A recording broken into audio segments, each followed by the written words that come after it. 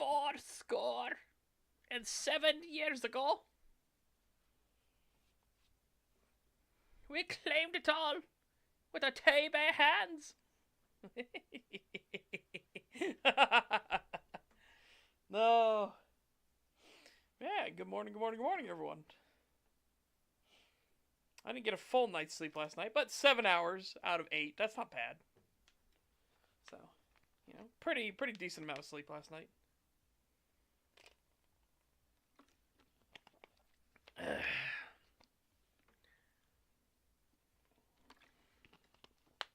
Remember, Amaterasu didn't die for your sins. You're gonna die for your sins. Oh, yeah. That's accurate. Yeah, that's true.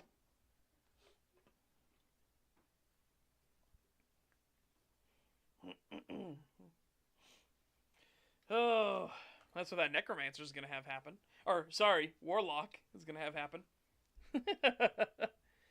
I didn't get too much more done. On the stuff. I did a bit more writing in Chapter 2 on the rewrite. Did a little more in Den of the Arctic Wolf, but not too much. And started writing some more in Beneath the Canopy. Because I want to get to Chapter 2, which will introduce our foil to the really straight-laced Jeremiah, which will be our wizard buddy that works at Everglade, but he doesn't want to actually do wizardy stuff. He'll do minor mundane things, like his drink's a little too hot, it's warmed up, so he'll use cooling magic on it. But other stuff, it's just too much effort. And his familiar is pissy with him, right? His familiar gets pissy with don't you want to learn more spells? You could control fire, and then he's just I have a lighter. You could send messages long distance. Pulls out phone. It's no, you don't understand. It's a lot of effort. You're talking to me to do magic? Cool, I can do cool shit, but yeah, it's a lot of effort, and there's a lot of danger involved. Yeah, I'm not really all about that. I'll keep my soda cold. I'll keep my coffee warm. But no, I'm not really about that. I'm not really about doing the magics and stuff.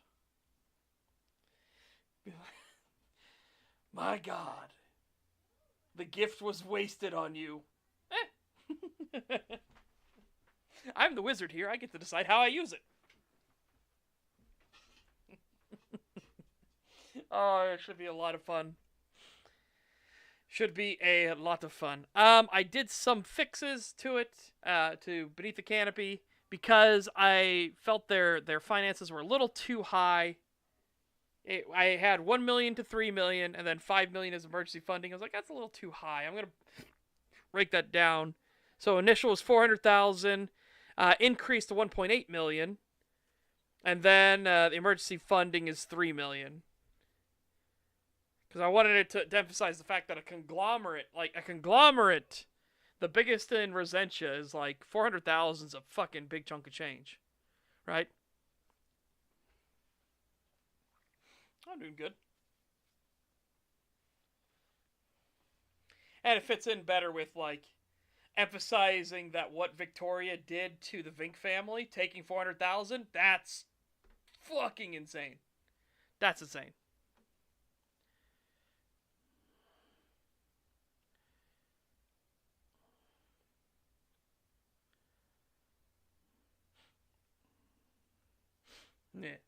Yeah.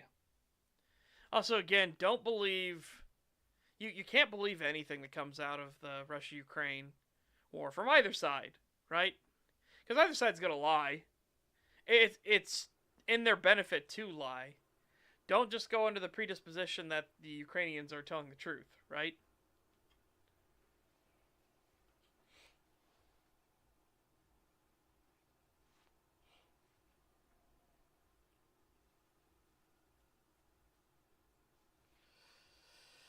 Oh, boy. Again, they have probably the most vested interest to lie about everything going on. for our tax money being laundered in Ukraine. That's what I mean. They have the most vested interest to lie. So again, don't just be wary about everything you hear there. The truth is going to be something that is I don't know if it'll ever come out, but yeah, be very fucking careful.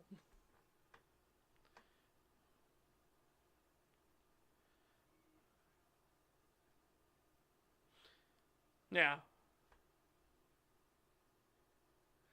And he's making a lot. Zelensky's making a lot of money for himself, and it's costing the blood of his own people. That's why I'm very much like, I'm on the side more of the Russian and Ukrainian people, not their governments, because I think both of their governments are abhorrent.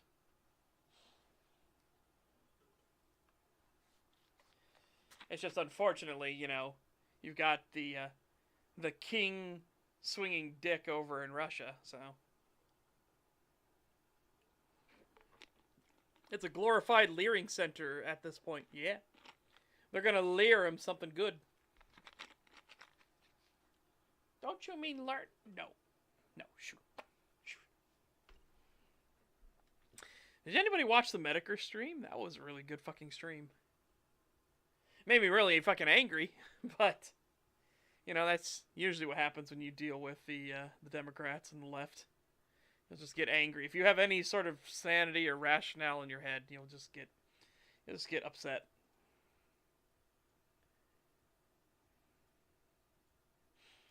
Oh, yeah. Okay.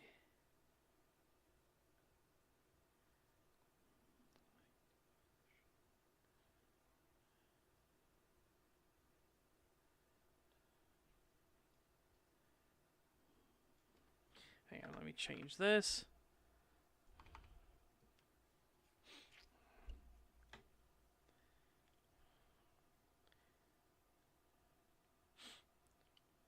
The end of the stream? I didn't see the very, very end. Which, or do you mean before he started the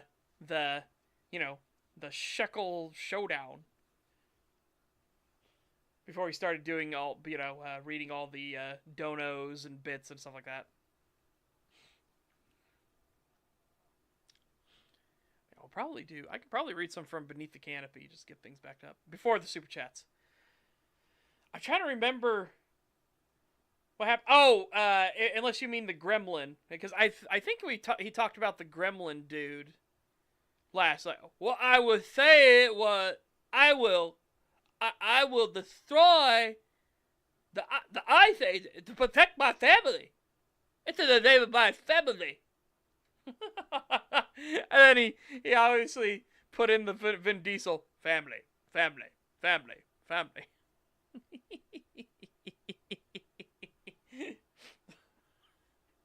It's like, oh god.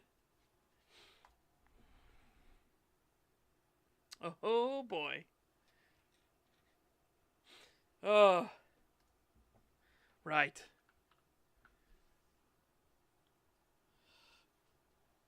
Oh. Okay. So yeah, let's tell you what. Do you want to hear the rewrites for Guardians of Nature, or do you want to hear Beneath the Canopy?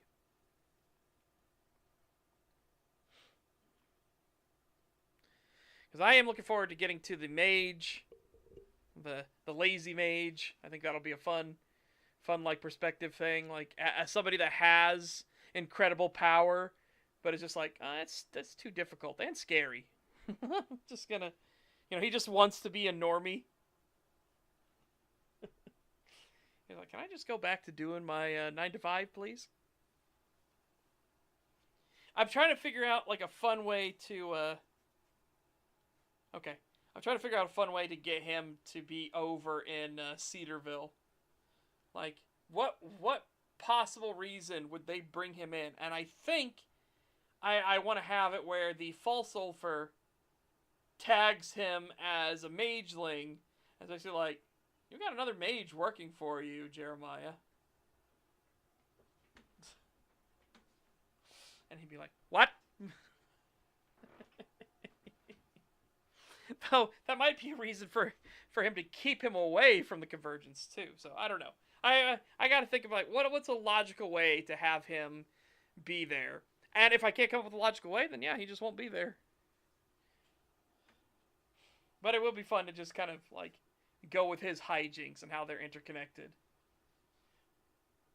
Because there's going to be an investigative team that's going to come in from the Resention government, essentially, to look into Everglade. Again, they can't leave Everglade alone.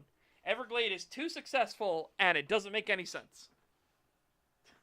So they're like, okay, there has to be a smoking gun here somewhere. Oh, excuse me.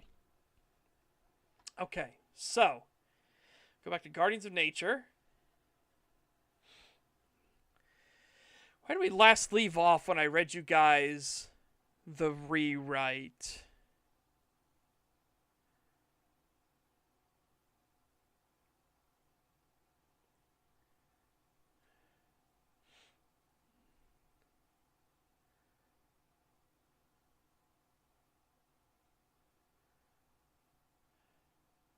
Yeah, Michael had just basically run into her and talked about Tower 188.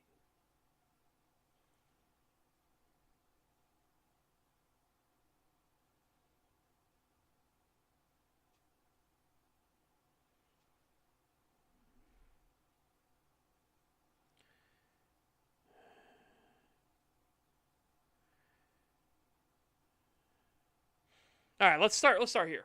Okay, we'll start here.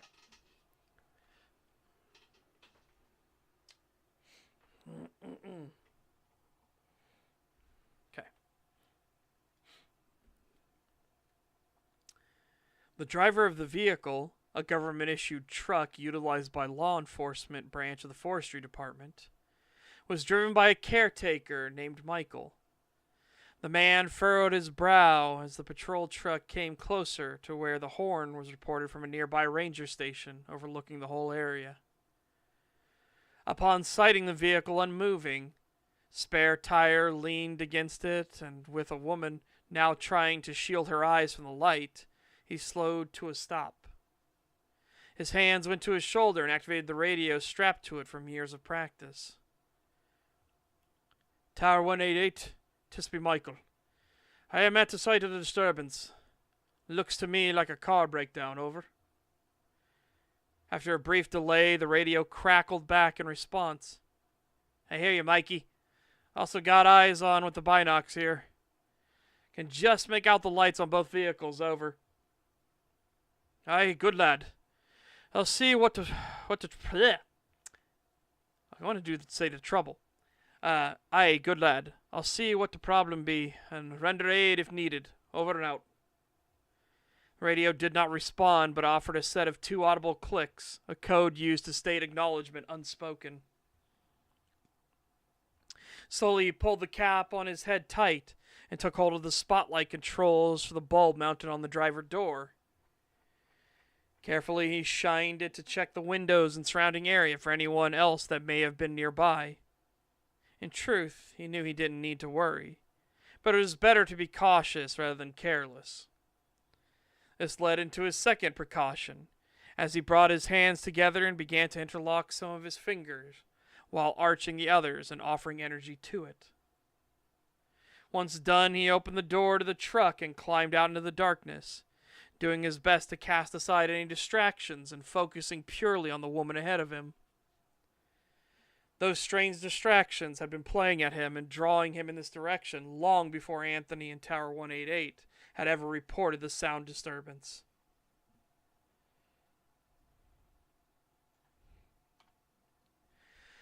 At the moment they were a nuisance, but one he could not simply banish from his sight or thoughts. As for the woman, it was likely some lost tourist that made a wrong turn and was too stubborn to turn around. After all, these sorts of back roads were not commonly frequented by civilians outside of hunters, and were most often used by emergency services and rangers on patrol. For now, there were no real warning signs that this woman, whoever she may be, was planning anything untoward. Thus, he simply checked his duty belt was firmly in place before calling out. "Evening, lass. You got yourself a bit of car trouble, eh?" His accent was thick, but this often put others at ease, or at least so the others claimed when speaking to Michael on the situation. This woman herself began to beam with a smile and offered a nod of her head. "Yeah, I must have hit something good in the road. I got both tires on the left side." Jennifer was certainly thrilled to have some assistance, and even more so that it was clearly some sort of officer, though her eyes had yet to adjust to the lights fully. "So I can see. You out here by yourself?" Both tires on the left side. What could she have possibly run into that he hadn't seen on the way in? It wasn't like something that could cause a flat would be selective about which tire rolled over it. "Yeah, just little old me, out on an adventure." She felt a little embarrassed about stating such, but she felt that it calmed. Oh my God! Let me take a drink of water and stop trying to lick my lips so much.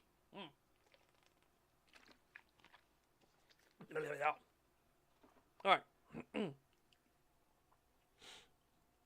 She felt a little embarrassed about stating such, but she felt that it calmed things and eased her mind.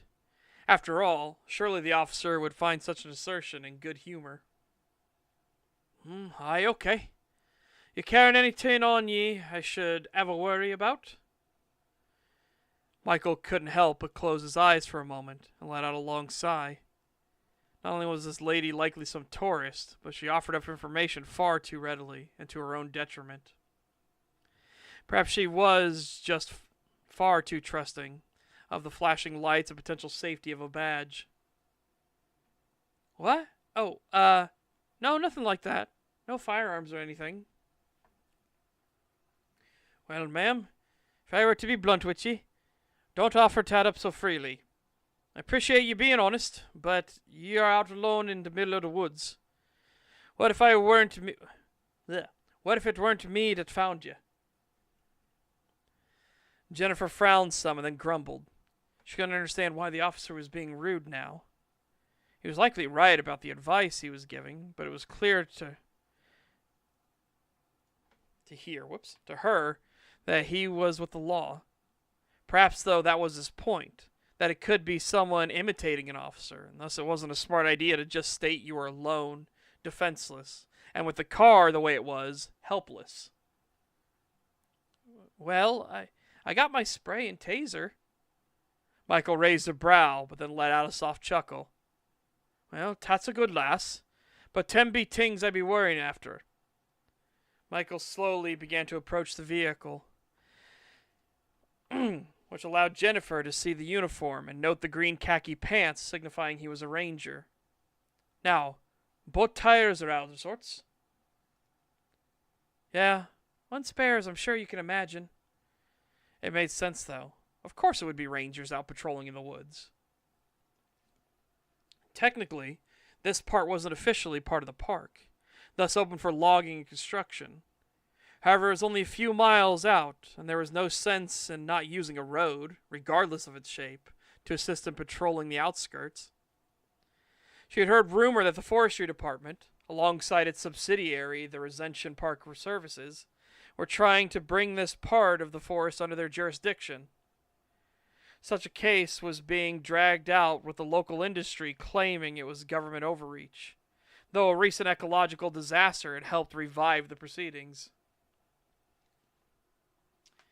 "As you can imagine, I got to spare, but nae like to work for your car. Rear tire don't look tay awful bad." Michael knelt down beside the rear tire, but ensured that he kept the woman in his vision the entire time. It wasn't just a part of the training. It was an instinctual thing baked into the very being of who he was. He also did his best to keep his statements short, to better keep an ear turned to listen to the sounds of the woods around them. "I have a patch to try and fix a flat, and a can of air to try and refill it." "Nae need for tat. Truck's got an air pump in her. Michael tapped the tire to check. It seemed to be a slow leak, but even a cursory glance at the front tire was enough to safely say it was history. Nothing but a divine miracle could do anything for that tire. What's your name, lass, and where are you from? Jennifer. Jennifer Woods, if you can believe it. And I live just in the city. Michael let out a soft chuckle, then stood up, turning to face her fully. This is when he started to take in the full details of her properly, in case he would need to file a report or give testimony for future proceedings. She was shorter than he was, but he also tended to loom over a few men as well, being he was 6'2". If he had to guess, she would be around 5'10", tall for a woman to be sure. She also seemed to take decent care of herself. A slight bit of plumpness to her cheeks, and her clothing was well-fitting, accenting a fair bust. Her green light green. Her light green eyes and black hair contrasted nicely with one another, and it didn't seem she bothered with makeup. Well, I can, lass. 'Tis a fine irony for sure. If you promise nae to laugh tae much, I am Ranger Michael Wolf, 2 F's in tat. The woman in turn offered a laugh, though stifled a little as she smiled. He had often used this tactic to put others at ease. It was a common practice to break the ice and tension of a situation. So, just on your way out from La Pratia? No need to fear, sir. It's a fitting name for a ranger, I would say, especially near a wolf sanctuary. I also love wolves, so that feels like a nice turn of fate. Oh, aye? Do you now? The question was brief, as he had heard others say much the same before, and it allowed her to talk and give him further information. In the meantime, he began to turn to head back to his truck, but first pressed his hand firmly to the lid of her trunk. I do. Even brought my ears and... Jennifer cut herself off quickly in horror as she realized what she was saying, and then instantly clammed up tight. The man stopped in his tracks and turned his head to look back at her with a brow firmly raised. Your what? Earrings! Just earrings and such. Look like wolf paws. Her attempt to recover from the incredible fumble was a blurted and bumbling salad of an excuse. This did not move Michael from his current position, and instead the brow changed to one that was decidedly furrowed. You one of them what's it? Michael internally groaned. Why was it always him? Why did he always get the weird ones? In the grand scheme of things, it wasn't that much of an issue. He just hated how it always felt like he was manipulated into these situations, especially given the current situation. Right? Say nae more. Well, you seem to be the most well-adjusted one I ever did meet. Lot of 'em come round to Wolf Sanctuary. Michael then lowered his voice as he turned to make his way back towards the truck, whispering just low enough for himself. And always when I be about and work in tay. Jennifer felt like her face was on fire. She earlier thought herself eccentric. That was a laugh. She was more like some degenerate eel. No, perhaps a worm or something far lesser. She wanted at this very moment to curl up and cease existence to spare herself the embarrassment. For his part, Michael only took a little bit of extra time with the truck getting the air pump. The air pup? Getting the air pump out and ready for use. His mind, though, couldn't help but wonder, was this a test of the spirits? Were all the encounters before each a test unto themselves? Was he just a magnet for the depraved, or was it just a more likely chance given what he was? Thinking back to all the people he had ever interacted with, the vast minority were what he would even classify as odd. Finally, he finished retrieving the air pump from the back of the Ranger pickup and came back around to see the woman leaning against the car with a face of dread. It seemed that she at least knew the concept of shame. He had to remind himself that it was clear she put effort into herself beyond just her fantasies. Thus, she couldn't be all that bad. Speaking of those fantasies, as he walked back to the car to lay the pump, he looked into the back seat and saw a box where a pair of wolf ears sat upright and out proudly. There was also a wolf tail that was draped over the flaps and hanging down from the side, which made him take a deep breath and nod. This absolutely had to be the fault of the spirits, surely. When she realized the ranger had clearly seen the box, she nearly slumped down to the ground. Yet this was no way for her to behave. She was a weirdo, and she had accepted that fact. Thus she took a deep breath herself and pushed off the car to stand upright. Yet her eyes only looked to the man's reflection in the car, for she was not ready to face him. "Ah, I'm sorry for, Nay, dinna start down tat thinking. You're just dragging it out from her. We got work to do." It was no time to drive her into self-loathing. She may well have been one of the strange weirdos, but perhaps in the comedy of the divines it worked out better this way. He just had to remind himself of that fact and set about the task that needed done. Jennifer was incredibly grateful to the man and admired the professionalism with which he carried himself. If he was willing to just get the deed done, then she needed to put on a brave face and acknowledge him. In this, she began to really take in the whole of the man instead of just a faceless man in uniform. Maybe I'll do faceless thing in uniform. Or how about a faceless uniform? Yeah, there we go.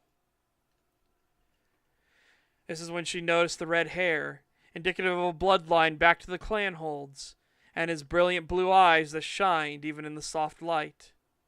He was also clearly in amazing shape, though given he was in the Rangers and they were the law enforcement branch of the RPS, that certainly made sense.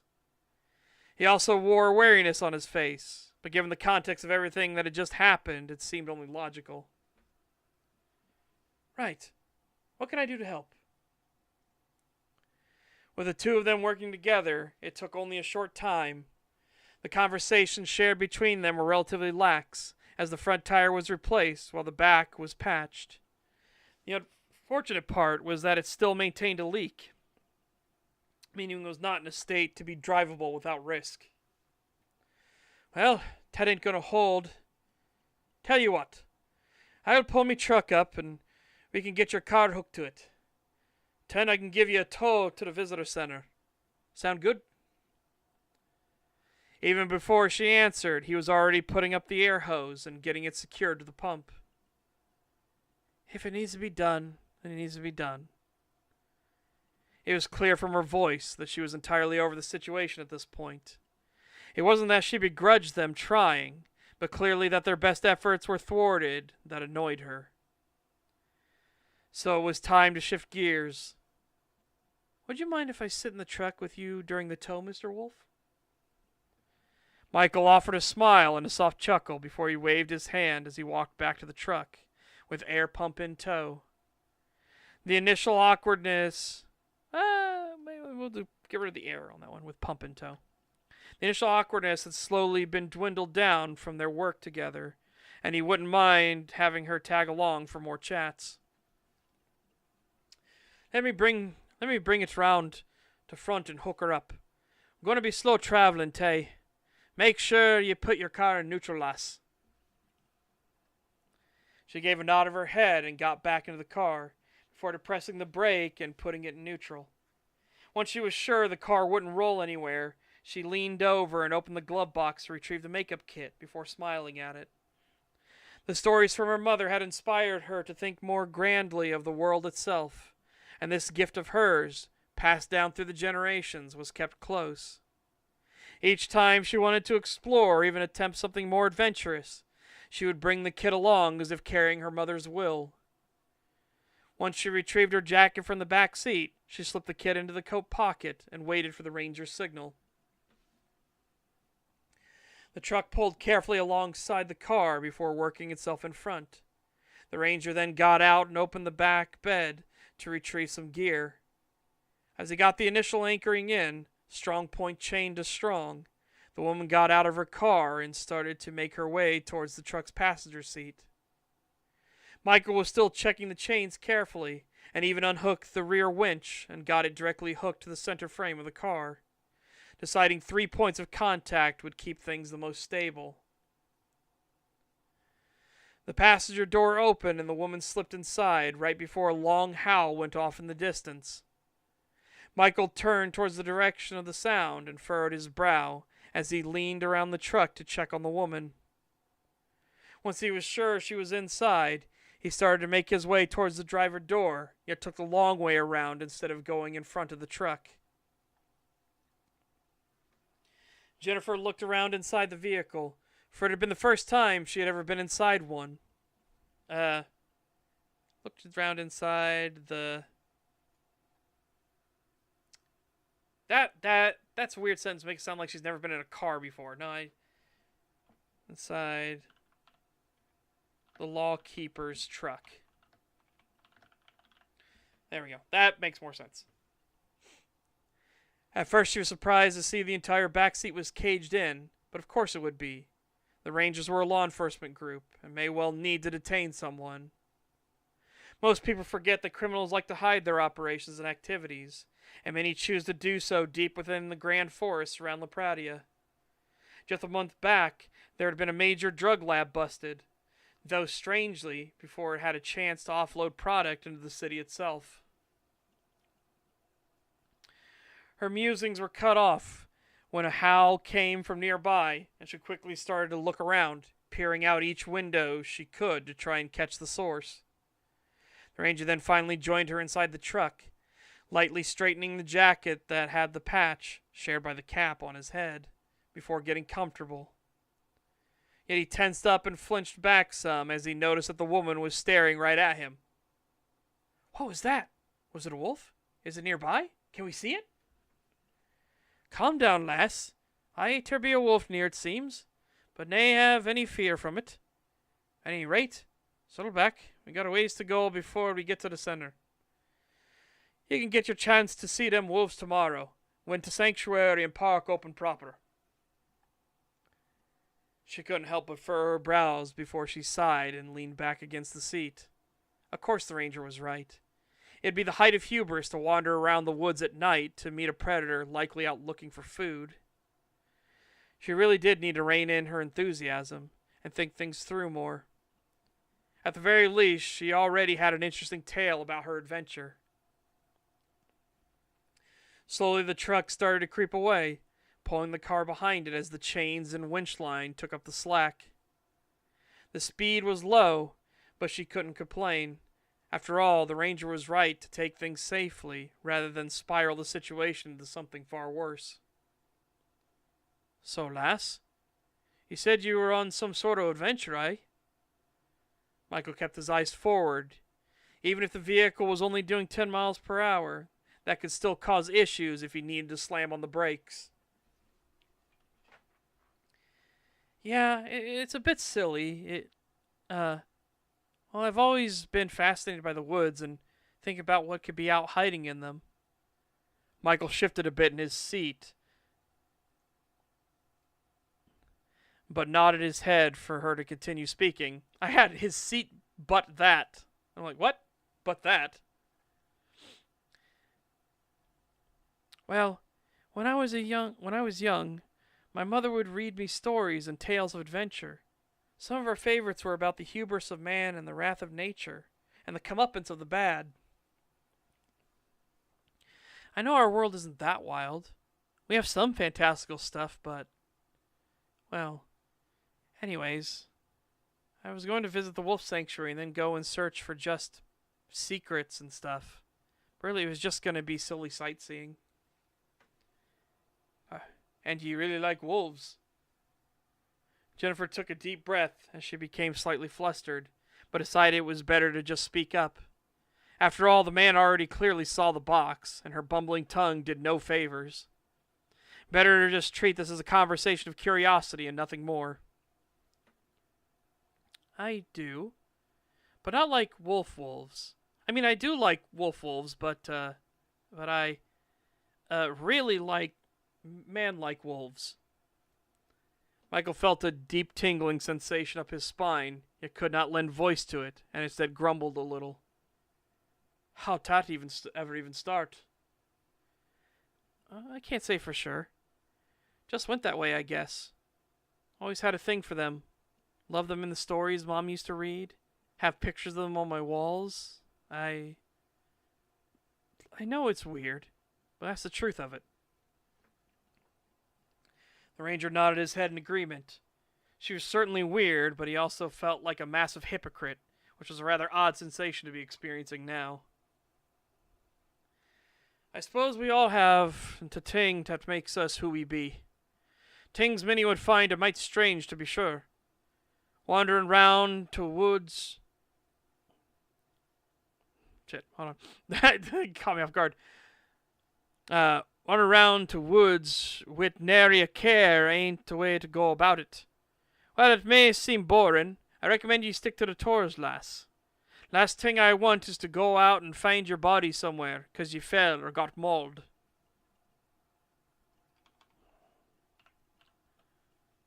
Alright, hang on a second.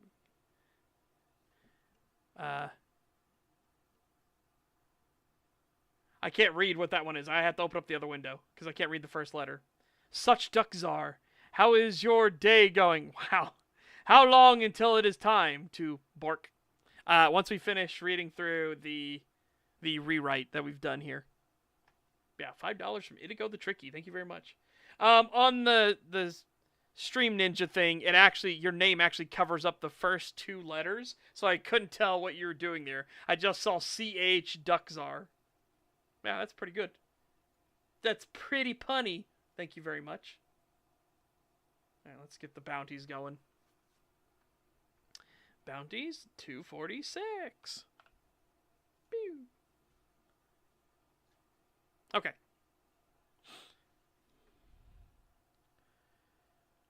Jennifer appreciated that he moved past the topic of her proclivities and instead wanted to give her helpful advice. I know. I hear you and I get it, but I've been doing a lot of thinking. Those attacks, the ones lately anyway, well, most are horrible and downright wicked. Some just feel right, you know? I guess I kind of like the idea of just going out to keep an eye on things, and it may be terrible to say, but some, like that mining company, Extract or whatever, I know those were people too, but lass, it'd be fine. I agree with you. Some folks, regardless of intending, they are too eager to commit violence in the name of a cause. They end up doing more damage, more harm to the very thing they claim to fight for. Extracto. Oh, nasty pieces of work them lot were. Won't say I lose any sleep for those bastards. Now, ain't real charitable like for a lawkeeper to say, but that be the truth to it, and I hope it hurt. I agree. The fact they were intentionally dumping, who would think to be that cruel? All just to get some land cheaper and secure rights to a dig? Michael nodded his head and let out a huff from his nose as his grip on the steering wheel got tighter. Trust me, you be preaching to the choir, lass. As I said afore, I hope it hurt.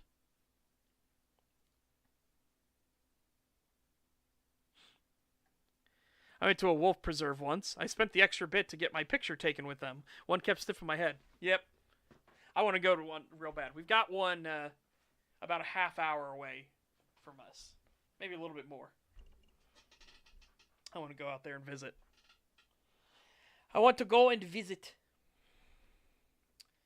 By the way, they're sniffing. They try to like interact with the head the most. It can be kind of scary, because obviously part of their instinct is to go for the neck to like bring their prey down. But they do want to check out and see if you're a predator, and therefore, like, okay, predator, let's just chill here a bit. Or if you're a prey animal.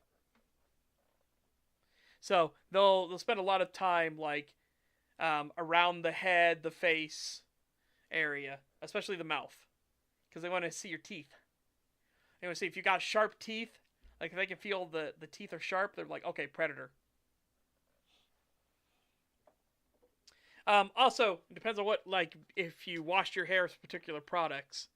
Because there are some products that will just cause wolves to get very interested. There was a guy who had shoes. He had nice like dress shoes, and whatever polish he was using was like crack to this wolf, and it came over and it kept doing the scent rolling all over it because the wolf's like, "Oh, this is a good scent."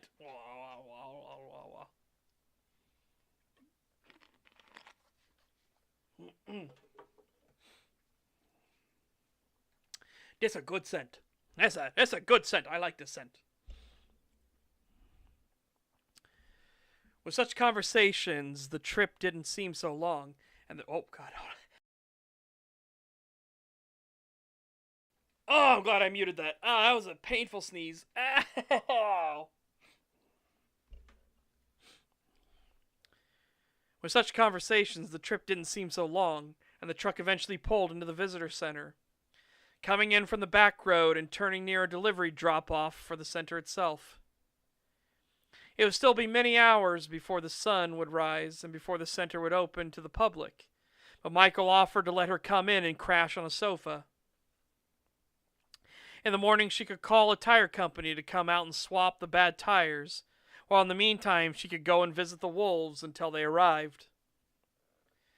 Michael carefully unhooked the car from the truck, ensuring Jennifer was behind the wheel to make sure it wouldn't move anywhere. Once the truck was free and moved, the ranger helped push the car into a parking spot while the woman steered. It was an incredible display of strength from the ranger, and she had to admit she was impressed. Right, lass. I canna offer nae much for food, save for what you can get from the vending machines, but feel free to get comfy. I'll radio to the other rangers and let them know you're here, alright? Jennifer offered a smile to him and gave a nod of her head as Michael turned to unlock the visitor center. As he was heading for the doors, Jennifer took out the makeup kit and smiled at it before she opened it up and started to whisper. Hey, Mom. Hope you've had a good... Her words were cut off as she looked into the mirror of the kit. She couldn't believe what her eyes were telling her, and she froze in place for a time. Her focus was intently on the reflection within it, before she looked back over her shoulder and saw the ranger checking through the keys he had with him. She looked at the man's reflection in all the windows of the entryway, and then back to the mirror in the kit as she held it up. Standing at the door was a wolf-headed thing with vibrant red fur, slowly fumbling with something in front of it. Its outline was a haze as it began to unlock the door before it brought a clawed hand up to activate the radio on its shoulder. Command? Andrea? Just be Michael. You read me, over. After a slight delay, the radio crackled back to life. Yeah, Mikey, I hear you. Go ahead, over. I ran into a lass in trouble out in the woods. Anthony found her in a spot of bother. Car completely fecked. Sorry, language. Car is right out. I offered to let her rest at the visitor center and got her car here. She's going to stay tonight. Name's Jennifer Woods, over. Fitting name, to be sure. All right, I'll get her added to the notations and let the others know, Mikey. Over. Sounds good, Andrea. Thank you for your time. I'll get back out and about soon. Over and out. The radio clicked a couple times for acknowledgement before Michael started to head back towards where Jennifer sat. The one was currently staring at the mirror with a complete captivation as the creature drew nearer. She had a mix of emotions on her face. The impossibility of the situation was staggering. The thing stood behind her and tilted its head before it spoke up. Lass, are ye all right? Michael's words stopped instantly as his eyes looked now directly at the mirror held up and saw his reflection. his true reflection shining back at him. His senses also picked up the slight shimmer in the makeup kit itself, signifying its ethereal nature. When you said a wolf was nearby, you really meant it, didn't you? She slowly lowered the mirror and turned to look at the ranger directly. The man scowled and a slight growl escaped his lips. A silver mirror. Nay, very common these days. Hard to plan for. Michael ran through the myriad scenarios in his mind.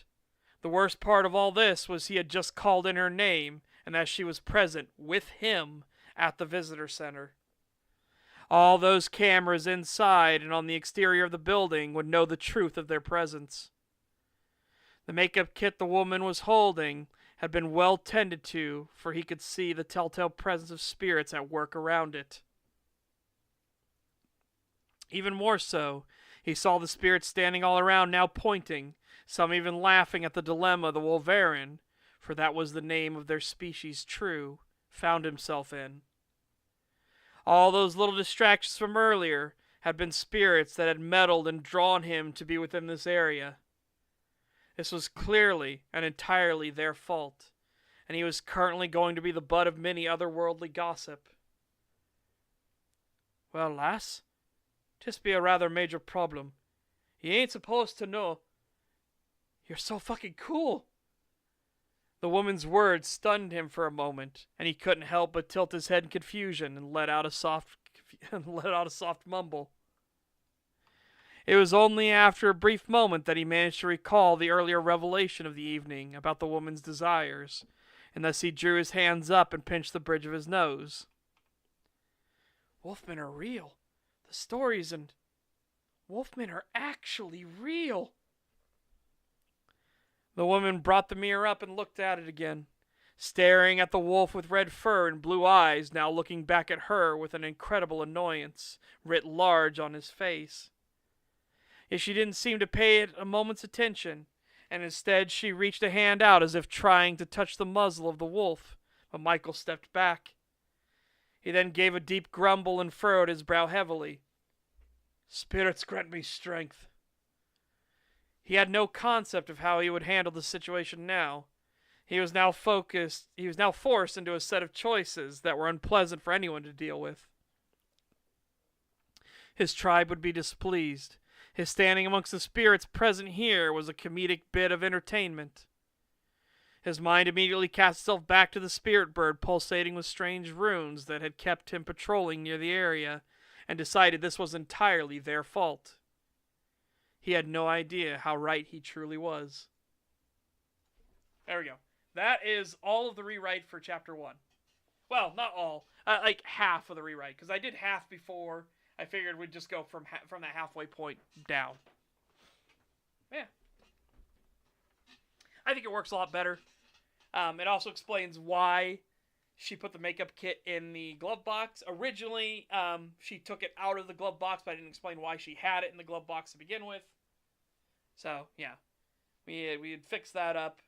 And made some adjustments. There were things that made stuff sound a little too, like... It was a little too, like, why was Michael in the area? Why would Michael believe that the spirits do this to him intentionally? Well, one, again, we'll learn this quickly. He's a Goothy, so they have a much more, like, deep connection to the spirit side than the other casts do. There's the Goothy rune. So, yeah, the spirits basically, like, set him up in this situation, not knowing he was going to get discovered, but kind of just like, oh, check it out, it's one of those freaks again. It's like, who do we have in the area? Oh, it's Mikey boy. Spirit Walker is in the area. Okay. Oh, we're gonna have some fun. Remember, spirits are very individualistic, and having a source of entertainment and gossip is quite desirable in the spirit realm, which gets highlighted more throughout Guardians of Nature, but also in Den of the Arctic Wolf when it comes to spirit gossip.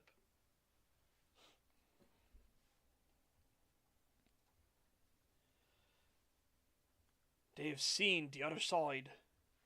And they know. They know. Right bastards. Every single one of them. Okay. Now, let's actually get into the game itself, shall we? I hope you guys enjoyed that look into more of Guardians of Nature.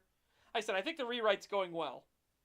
I much prefer this variant of the story compared to the last variant.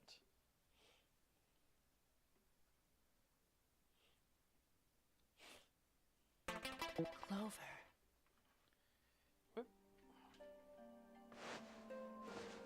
Morning, Dimitri. You just missed us doing Chapter 1 for Guardians of Nature. Okami!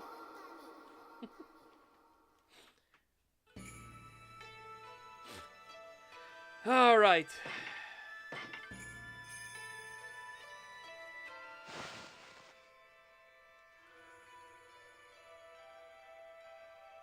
Oh! Damn it!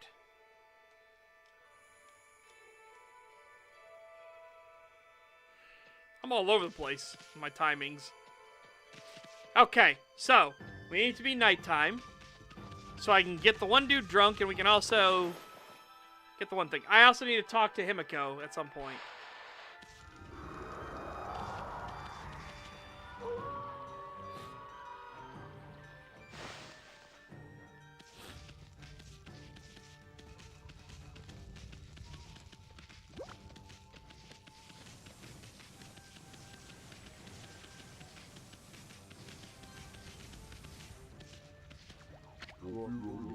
No stopping me now with light and those big lanterns. I won't let you have the run of this city much longer, Hayazo. Must be taking cover somewhere nearby. I just have to lie and wait until he shows his face.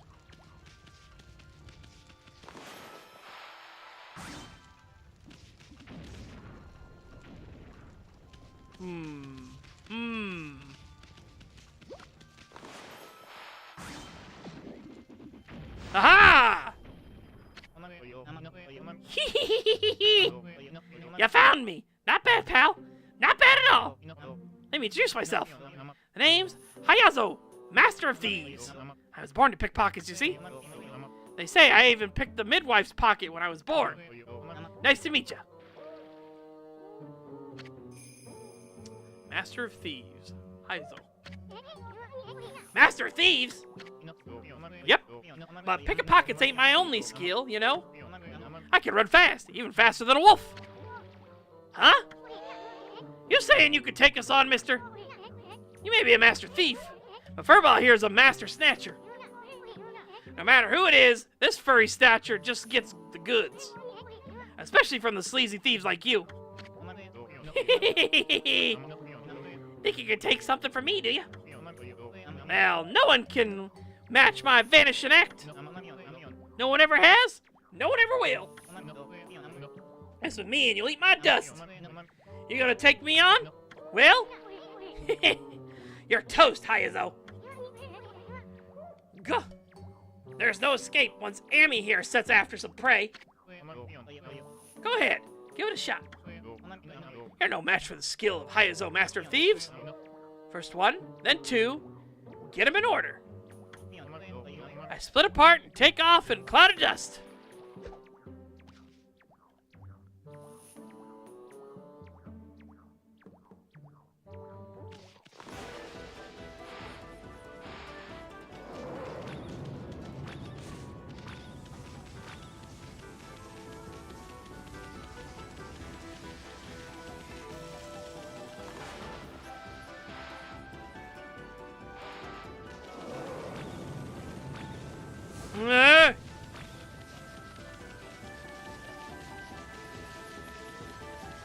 Oh my god!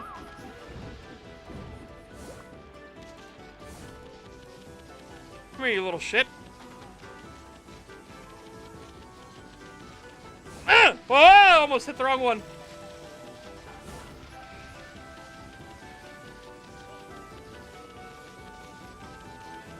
And can I?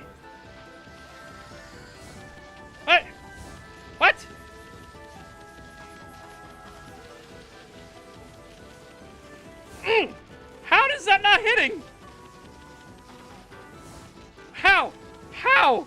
Is this not hitting?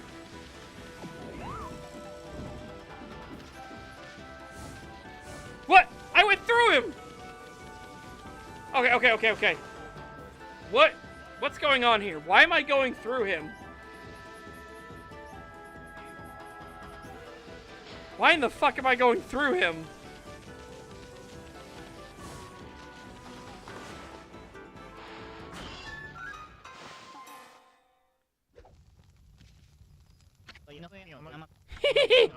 Well, I'll be. Got some impressive skills. That's not enough to defeat Hayazo, Master of Thieves. That's me, and you'll eat my dust. Got it?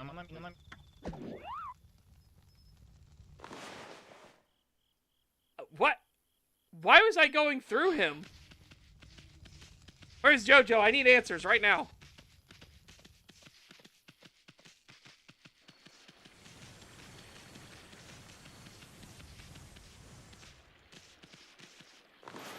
JoJo, answer me!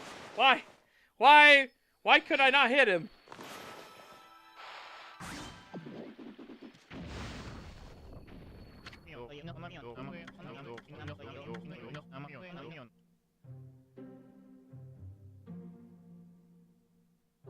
Oh, you have to use those specific powers on him? Okay. Fire. And then, is that lightning or air or what is that?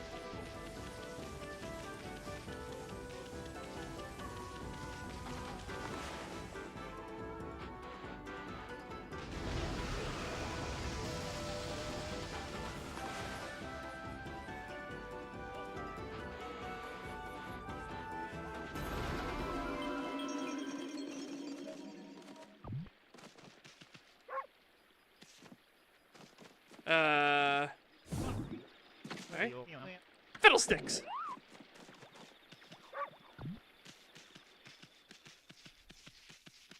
Okay.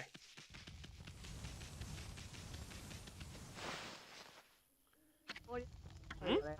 Oh, it's you, dog! What's that you've got there? Surely it's not my precious glass watch! How in the world did you get it back from Hayazo? You must be some kind of miracle worker.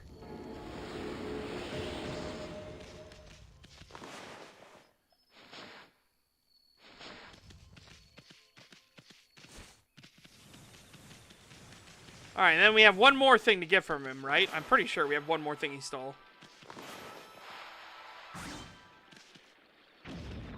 Okay, he's not there. It's impossible. He's just too fast. No way I can catch up with him. I'll just have to pretend I didn't see him.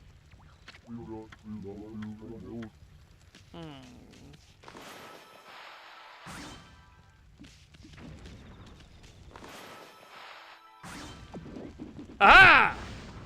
Bullshit. Because you got the goods? Well, you ain't seen nothing yet. My vanishing act can't be beat. First one, then two. Get them in order. I split apart and take off in a cloud of dust. 1, 2, 3. Okay.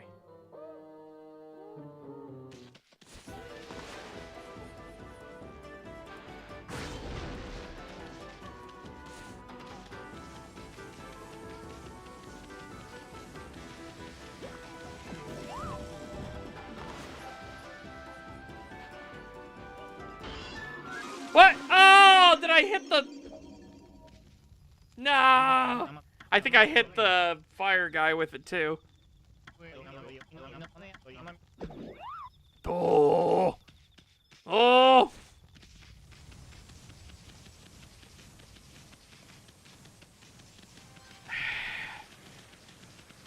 Fiddlesticks. What? No, get the... Thank you.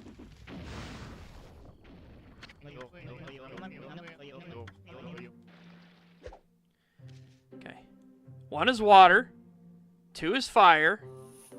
3 is slash. Okay.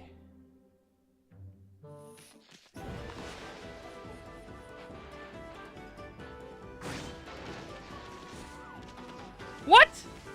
Why'd you change the slash, you fucking game?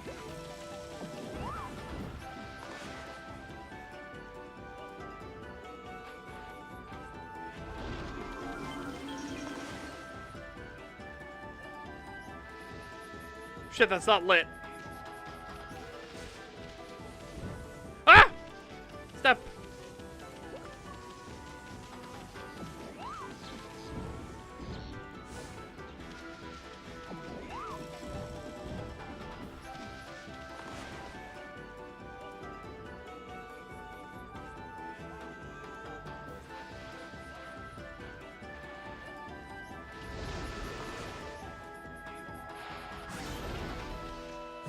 There.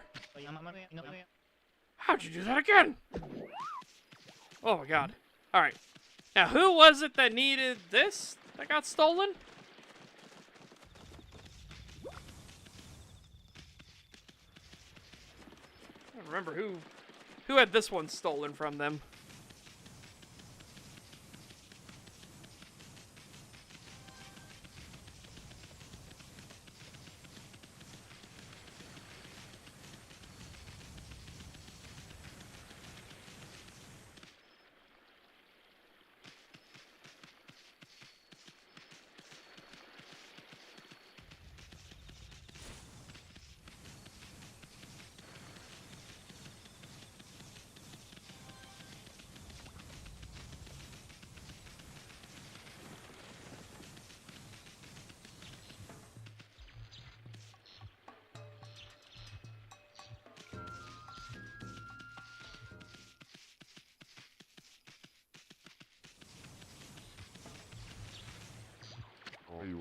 Hey, am I right in thinking that you can actually see me? Of all the things. So the ghostly Raiden is finally spotted by a living bee. It turns out to be a cute little doggy. Lightning Ghost Raiden. Why are you staring at me like that? Okay, so I don't have any legs. But isn't that normal for a ghost in Nippon? I was killed by a bolt of lightning, you know. It's great. I never get hungry. I never tire. It's fun all the way. Just one problem. Realize that it's not always easy for ghosts. I mean, it can actually get a bit boring floating about every day. And no one can see me, so it gets lonely at times. So, it's great fun most of the time. I should be able to enjoy using my spooky powers.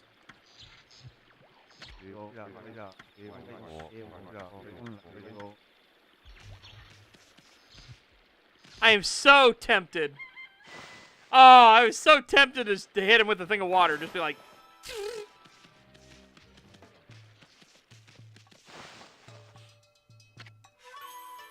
Offered millet dumplings. Hey! My millet dumplings! Oh, it's Momotaro! That's funny. Where'd you find them? Thanks for bringing them to me.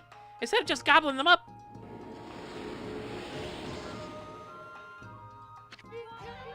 I've been pretending to be a hero defeating demons on Oni Island.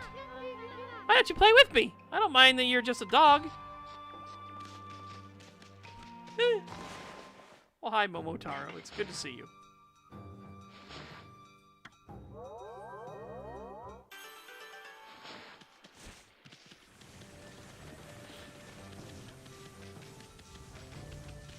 Okay, now I need to make it nighttime again, and then we need to...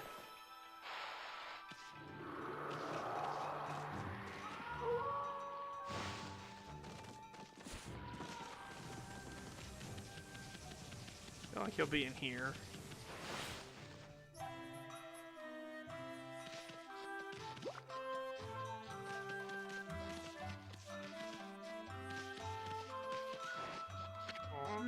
Yeah.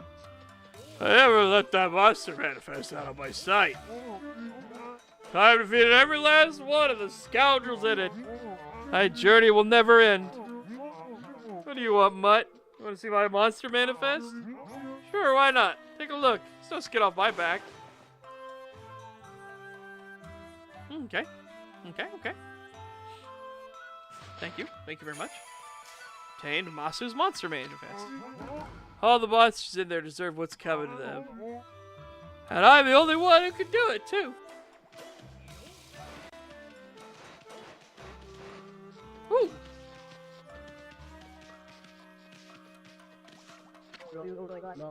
Hello there, pup. You look like someone who appreciates fine cuisine. Proper diet is the key to life. Eat well and be healthy. I'm Yama, top chef in Cyan City. Pleased to meet you. What do you think about this huge pot on this giant stove? Impressive, eh? I invested every yen to my name into him. Had to get him special order for what I'm aiming to do. Ever heard the tale about that mushroom? There's not a single chef in the world that doesn't know about it. Talking about the legendary golden mushroom. I spent decades trying to master the culinary arts, but I've yet to make a dish that truly satisfies me. Only I could get my paws on one of those golden mushrooms. I mean, like one of these? Hang on. I can Wolfie grab it. Hold on. I'm sure I could prove my true skill by making the ultimate dish. I already have this huge pot and giant stove. All I need now is the golden mushroom. Then I'll master the art of cooking. That is my dream. Could it be? Is that the legendary golden mushroom? That sparkling gold color, that captivating shape. Yes, there could be no doubt.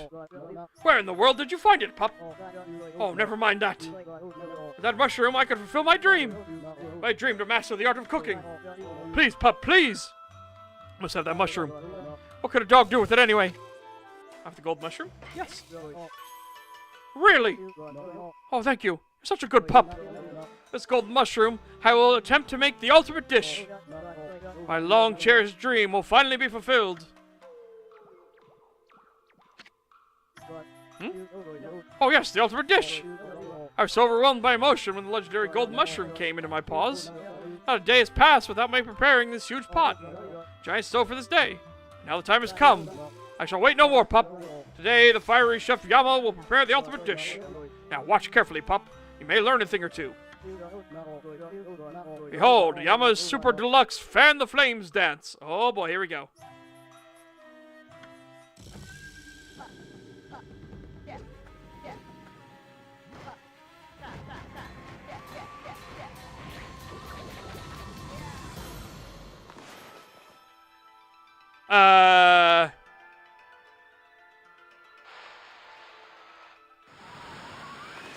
Not that then. Another thing I can think of to, like... No?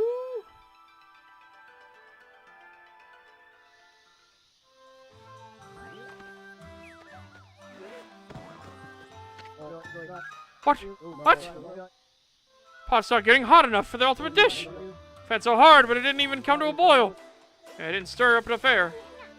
You didn't wonder about this guy. Hey, what's up with that thing back there? Isn't that the mark of Okami? The god of Inferno drawn on it? Did he put that there thinking he could harness the power of Inferno to heat up that huge pot? Did he really expect the gods to answer his selfish prayers?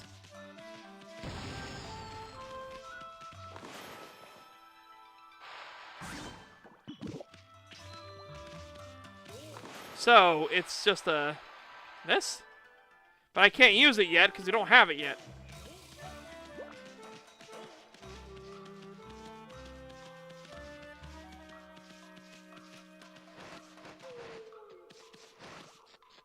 Wait, can I do it now?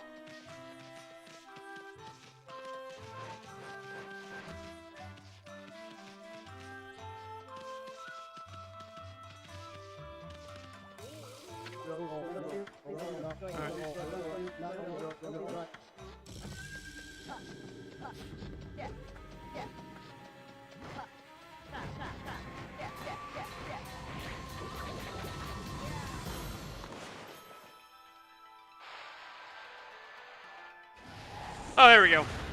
Yeah, I can do it now.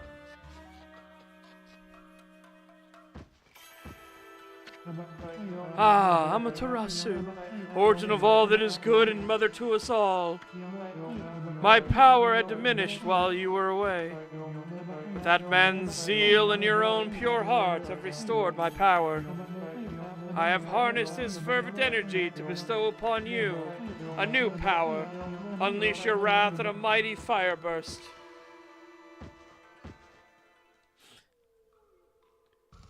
Oi!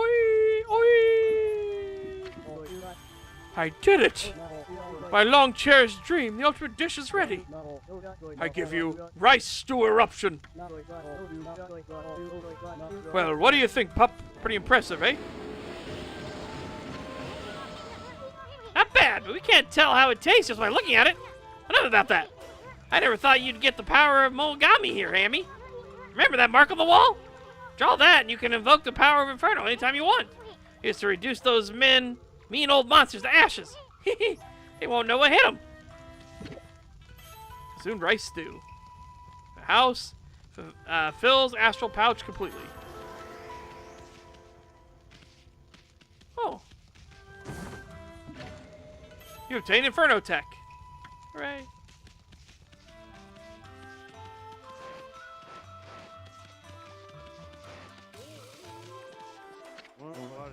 It's no good. I'm finished. Completely and utterly finished. Of all the luck. The mist may have disappeared from the city, but my life couldn't be gloomier. I'm finished. Completely and utterly finished. I finally got together enough money to buy Kiku a present. And someone's got to stash it away. Without that chrysanthemum hairpin, I'm finished. Completely and utterly finished.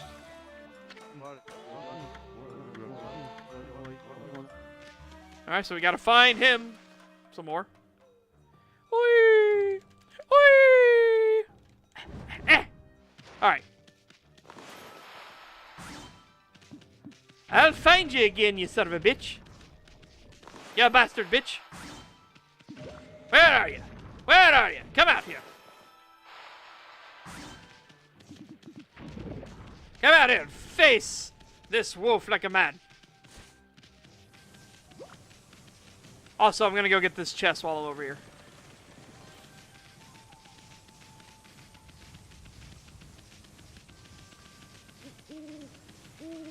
Okay. Yeah.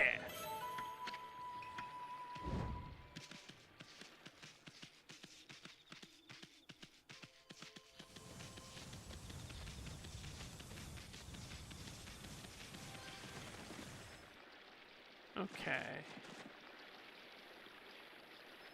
Alright, just because.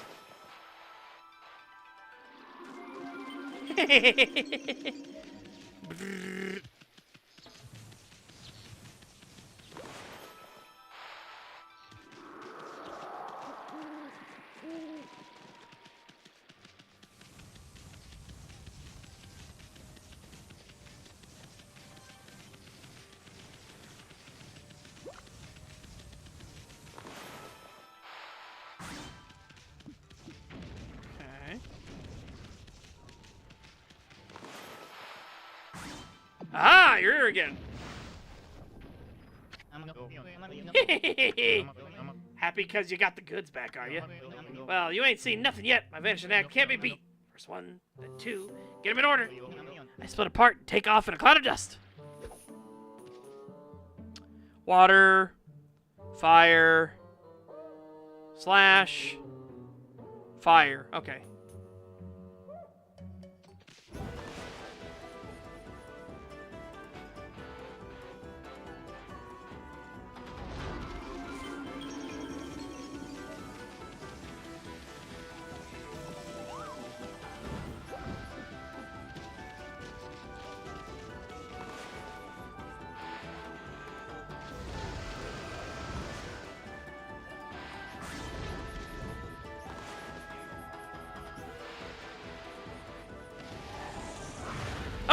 Come here!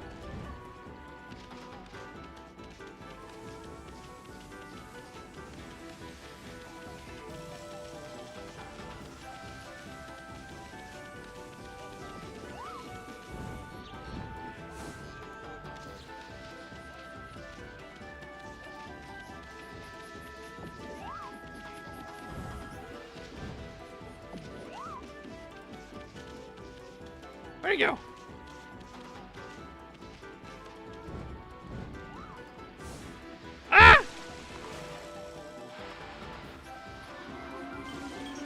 No!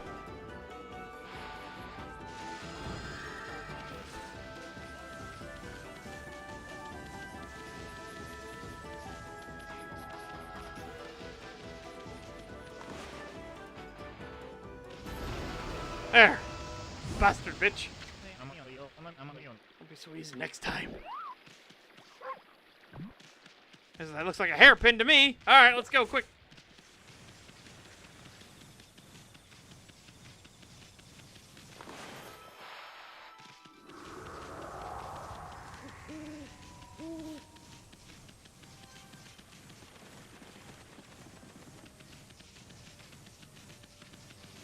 Yo.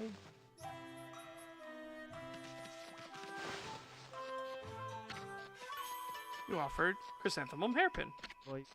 Hmm? Hey! That's my chrysanthemum hairpin! I've been a fortune on that thing! Oh, stole it from me, and I'd given up on seeing it again.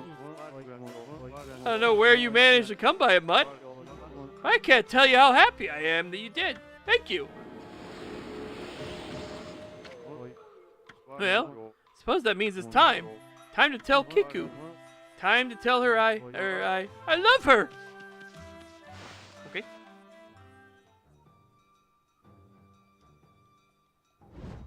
Damn. Alright. And now the mask, right?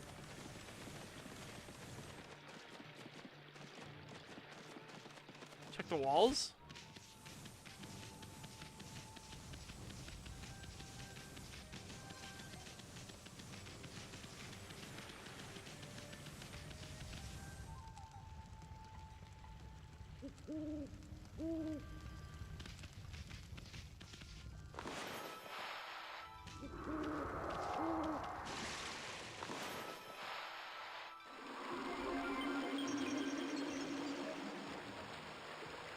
Nope, nope, nope, damn it, no!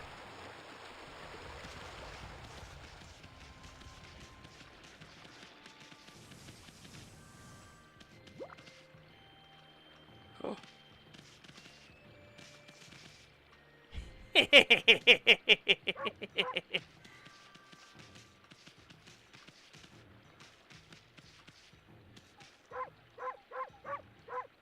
Well, you know what's especially funny about that? That's a symbol for wolf.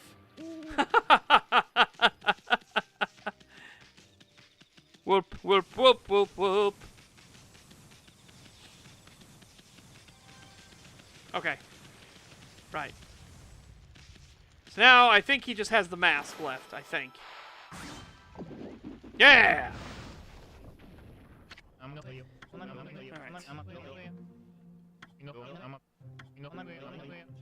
I'm talking about a shocking attack. Better go learn that one if you want to challenge me. Got it? Oh. Yeah, so I can't get him yet until I learn lightning. Which I assume you learned from this nerd here.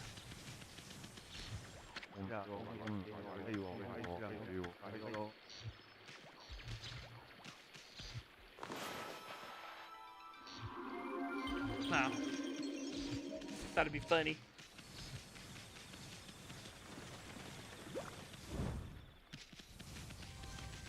Yeah, I didn't expect lightning was going to be in play too. Okay. What else do we have to do?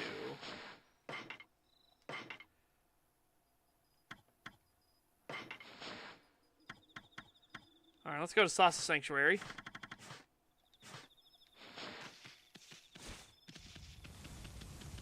I'm going to teleport. First save, then we'll teleport.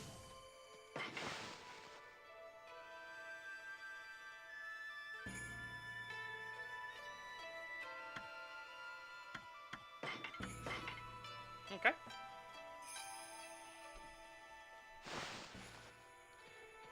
Now, how do I...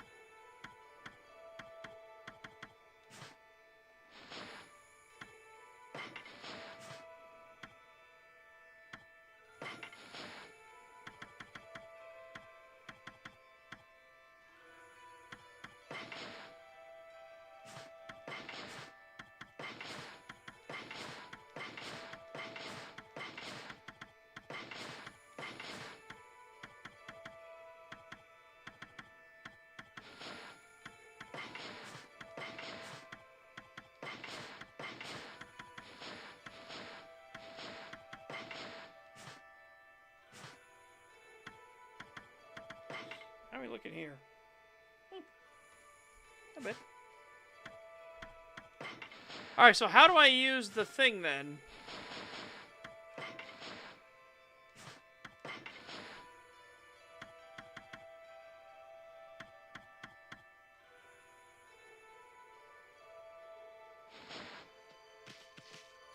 Oh, does it have to be a full, like a big mirror?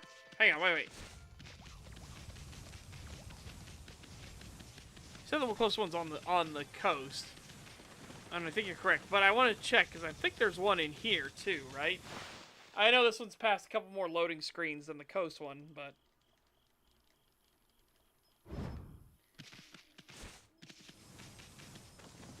It's also giving me a chance to look at it, to make sure that this is, in fact, a big mirror.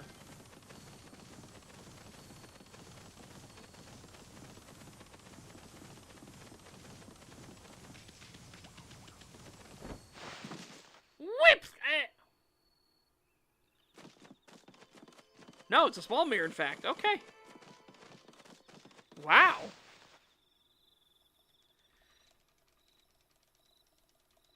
Interesting that wouldn't be a big mirror.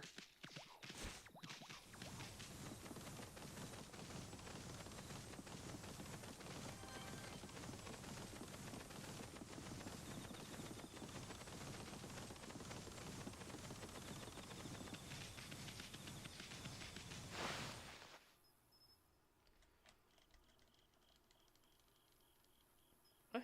Oh. I was typing too fast. It didn't like it. Ah! That cost us. That cost us. We lost it.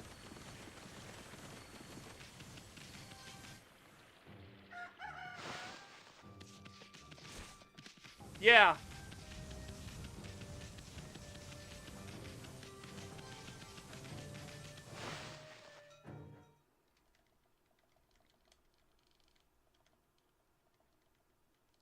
If you tap too fast, the game doesn't register it. That's interesting. Yo.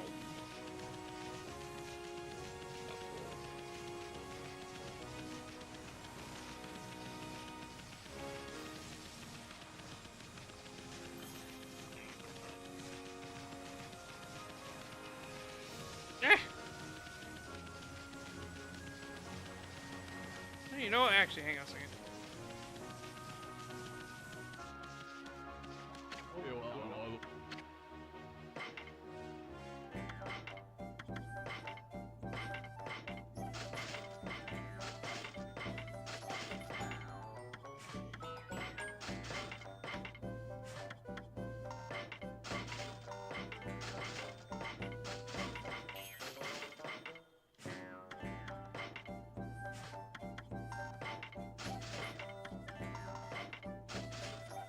Alright. 136,591 yen. Woo!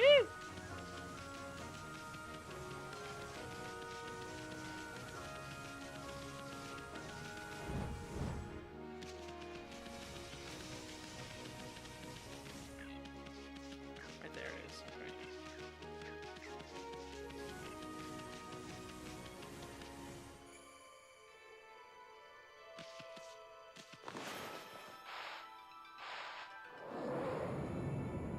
That was the worst X ever, but it worked. That's what matters.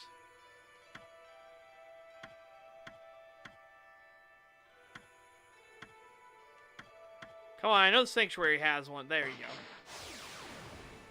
Yeah, I know the Sanctuary's got one.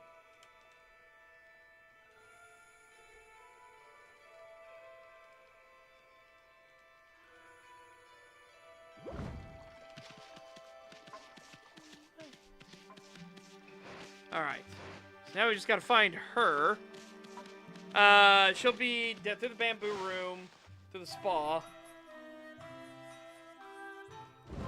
Oh, damn it. My camera! Please! Camera, look down! I know horrible mistakes were made, but come on.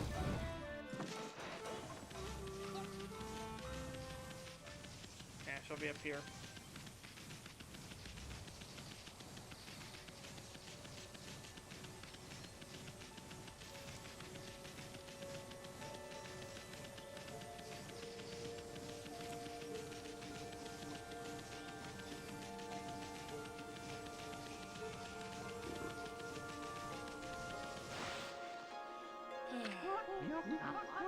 Gods be praised. Is it really you, Kaguya? I never thought I'd see you again after the Emperor suddenly summoned you to Cyan City. Kaguya. Dear Kaguya. It feels like ages since we last met, Grandfather. My, look at all those new wrinkles. Have I worried you so? Oh, Grandfather. I thought you guys would run into each other here. I'm happy for you two. Oh, Kaguya. Let's live together happily ever after. You could sell my bamboo ware, just you and me. Huh? Oh, Huh? What's wrong, Kaguya? Do you have to return to the Emperor? No, that's not it. It's just, I cannot live with you, Grandfather. Huh? Huh? What are you talking about, Kaguya? You're not eloping or running away from something, are you? I didn't know you were here, Grandfather. It would have been better if we had not met before I departed. Depart? Where are you going? I'm not sure. A royal crest carved into the earth here in Sauce's sanctuary. It calls to me.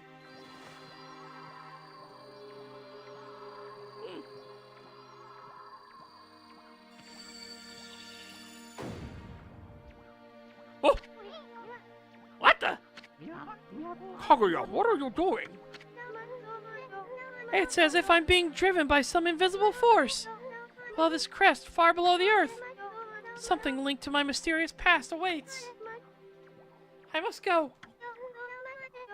I must see what lies within this hole. My planet needs me. Kaguya! Kaguya!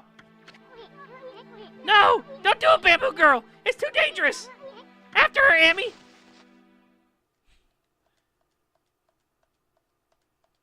Oh, come on! Alright, how big is it? Alright, this way. This way. Alright. Slash here.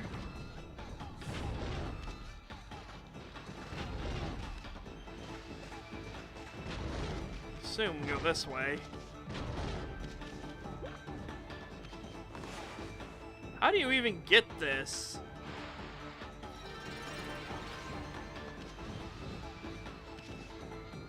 Where is the dork?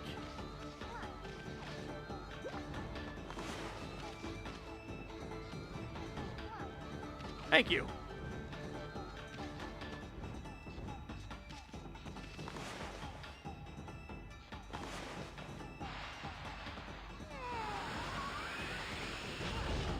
Okay. Let's try this way.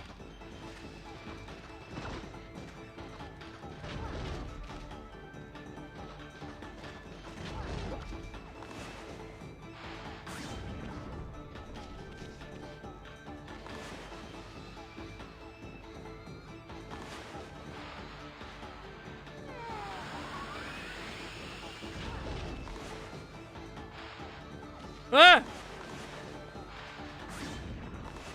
No! That way. Okay.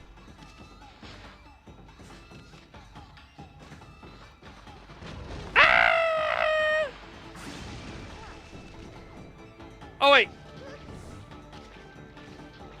This is a dead end, isn't it? Oh, bastard bitch. It's a dead end.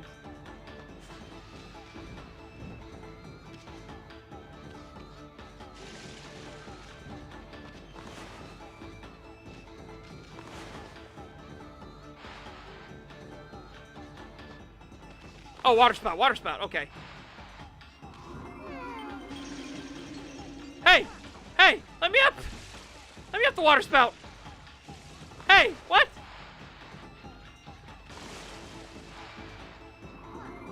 No! Let me up the water spout! Oh, thank God.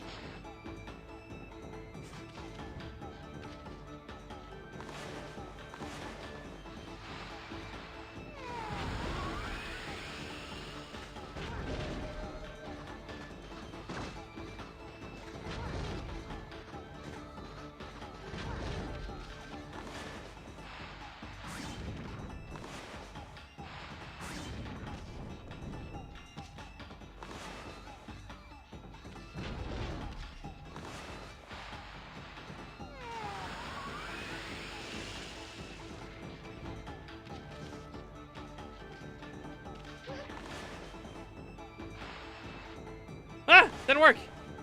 Straight up. No, straight up. Straight up, please. Why? Why you no worky? Thank you. What the fuck? What? No! Get up here.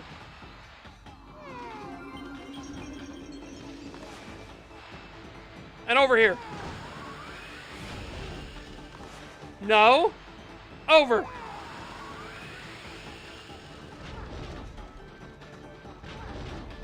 Please, hurry. Oh my god. Fuck you, game. God, I hate this.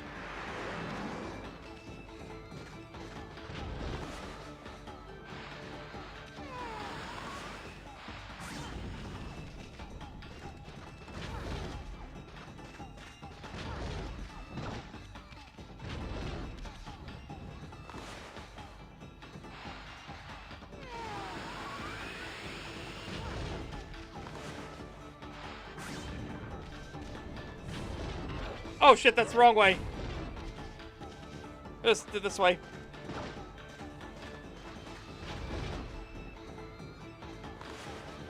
Oh, thank goodness. Okay, good.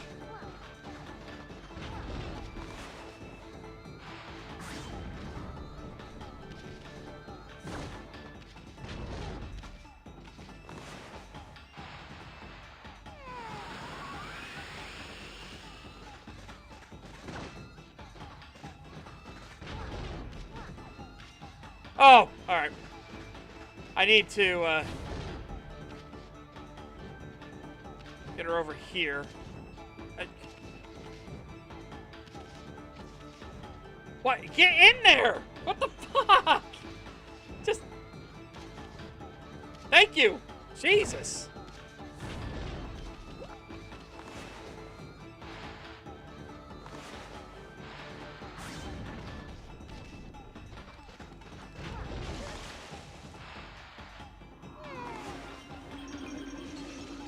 Oh, let me out!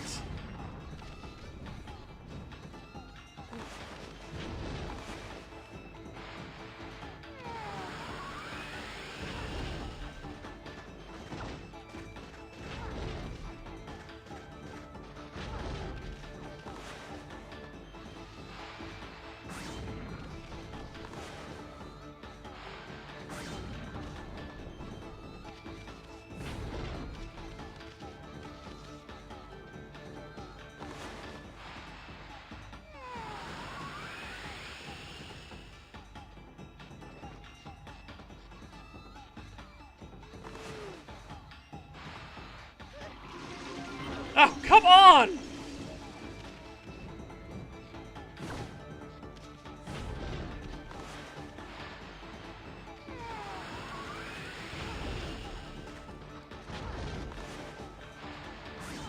Oh my god!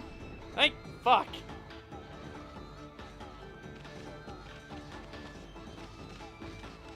Holy shit.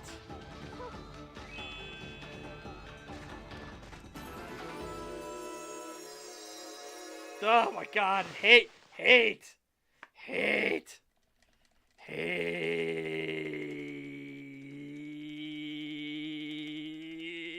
Cool, I got a fang.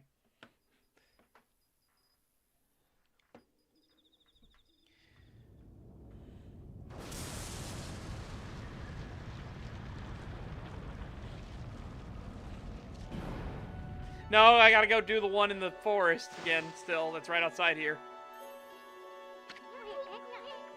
Bamboo girl? What the heck? It's like a bamboo shoot, except it's metal and insanely huge. This is what was calling me. It's the link to my mysterious past. Kaguya. I knew that this giant bamboo shoot was buried here in Sasa Sanctuary. You did? But one day, many years ago, I came here to cut down some bamboo. Suddenly, this giant bamboo shoot appeared right before my eyes. Your cold and nearly lifeless body came tumbling out. Then this giant bamboo shoot disappeared back into the ground. You were as cold as ice and looked like you might die at any minute. I quickly picked you up and rushed you home. My dearly departed wife and I nursed you back to health. We had always wanted a child. You were like a blessing from the heavens. Scream some Momotaro shit right here. Peach boy! Peach boy! You brought joy into our lives. I couldn't tell you the truth. I feared that if you found out, you'd seek out this strange bamboo shoot. I feared that it would take you away from us forever. Don't go. Don't go, Kaguya. Grandfather!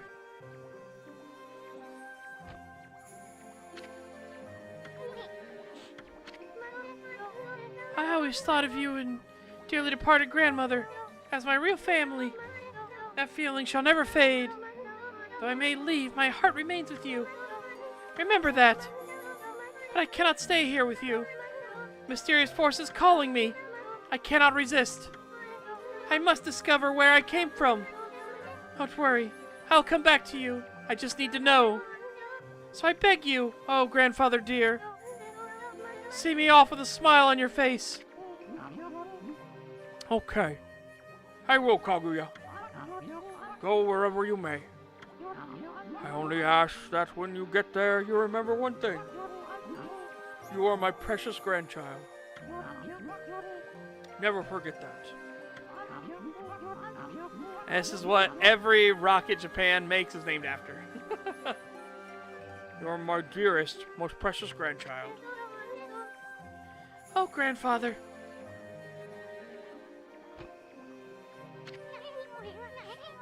His precious grandchild. Huh? I wasn't thinking about home or anything. No, really.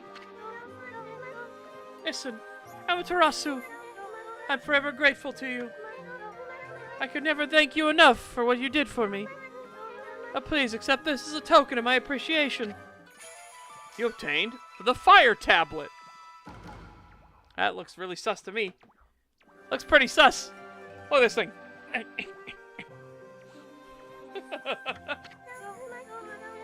It was my sole link to my mysterious past. And now that I'm returning home, I shall need it no longer. May it help you in your travels. It is time. Time for me to depart. Thank you. Thank you, you two. Thank you, grandfather. Farewell, and may we meet again someday.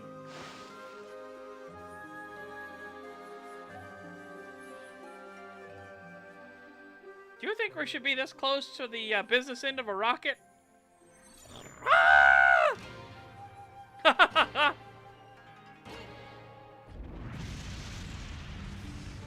Ow! Hot, hot, hot, hot!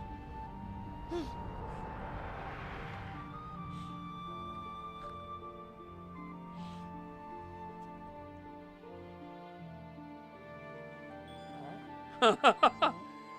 Huh? Well, it's gone. Wonder where it's headed. Hope the bamboo girl has a safe journey wherever it leads. Hey, Amy, get the lead out. We got sidetracked helping that bamboo girl. Let's get going. We have work to do.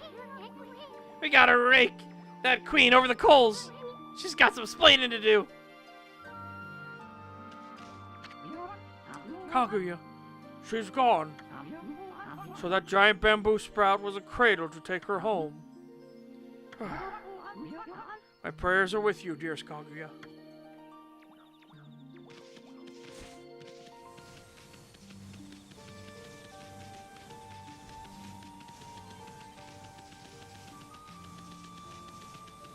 Oh!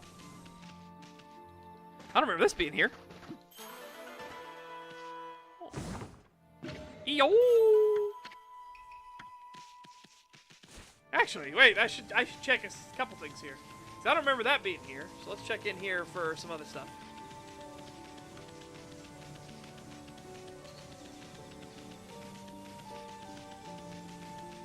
Oh, they glow at night. Oh!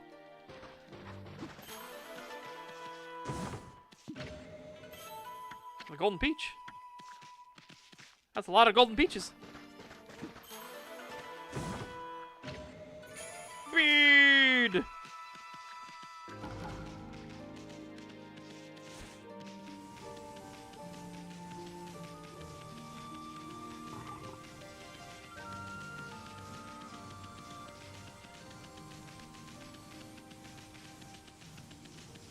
Ah!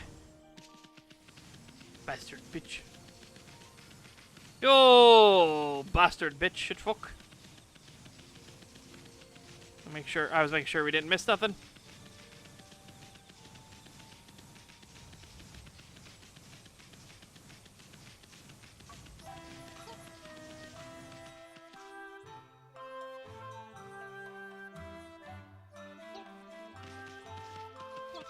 Oh no, cock-a-doodle-doo? Was that insensitive here inside the Sparrow Inn? Oh.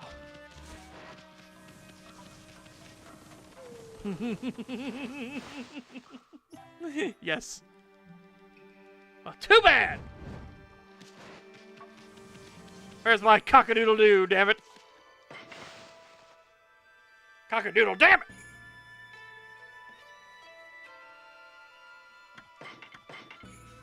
Oh, you're the cock of the walk now. Okay. So, we just have to talk to her now. Yeah. So I guess...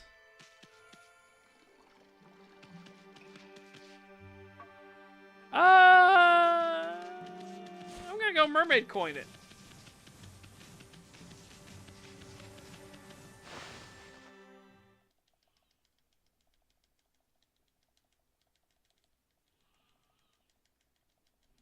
Good lord. Didn't get it.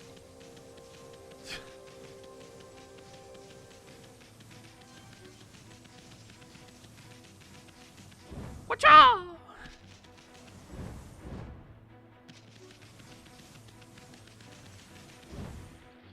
don't know if it's technically close enough. Ah! Don't do that.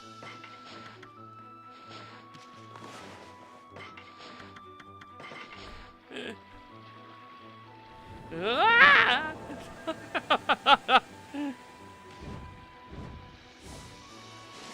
Ah, I missed.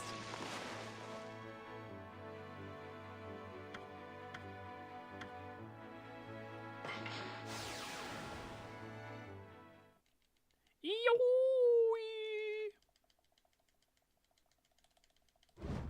Oh, come on. Bastard bitch.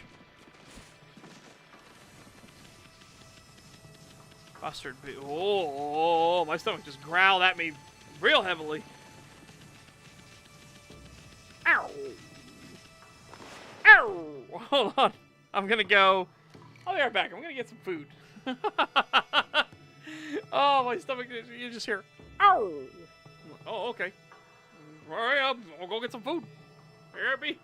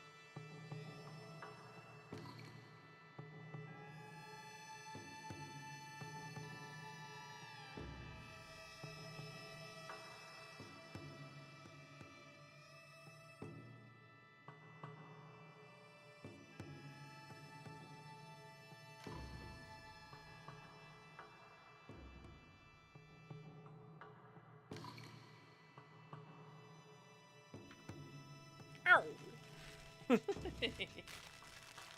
I got some stuff in the air fryer, and I got myself some crackers in the meantime. Wow.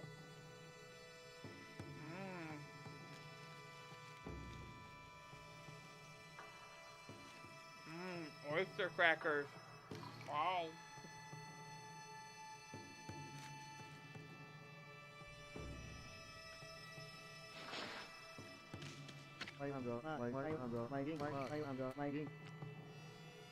You're a persistent one, aren't you, Mud? For whatever reason, the curse seems to have dissipated. I still sense your presence on the... Arashima Coast, though. We won't let it lay a finger on Queen Himiko.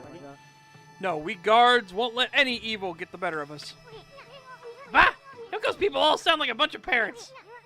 Maybe they can stand up to the evil of those monsters, but I bet there's no match for the brush techniques of the gods. Ein momento.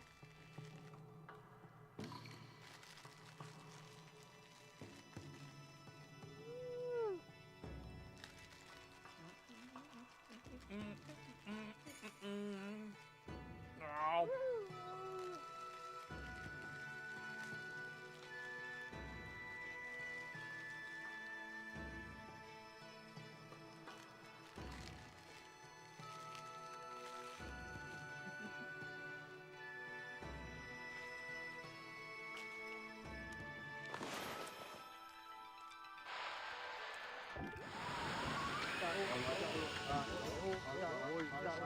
Okay, so not that one.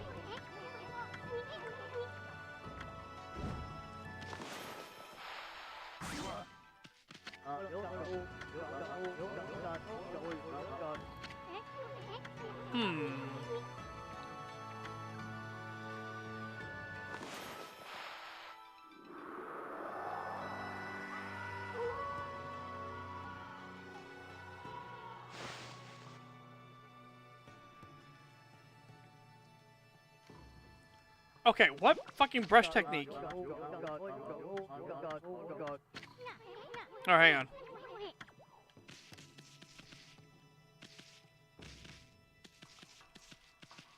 No fire or anything nearby. We do got water.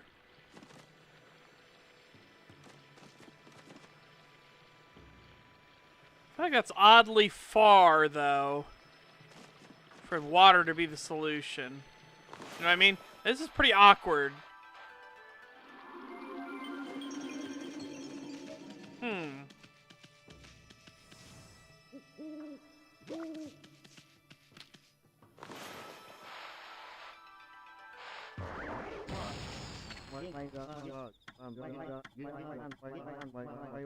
What?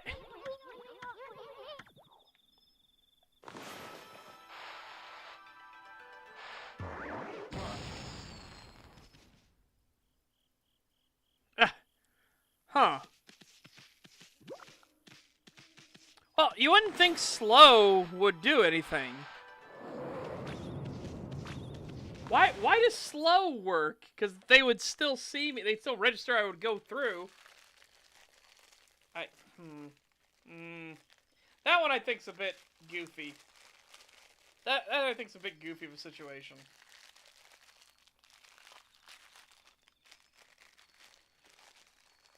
Because, like, the others that you feel like you'd get them out of the way. This one's like, okay, so now they're just going to chase me after the slow wears off. No.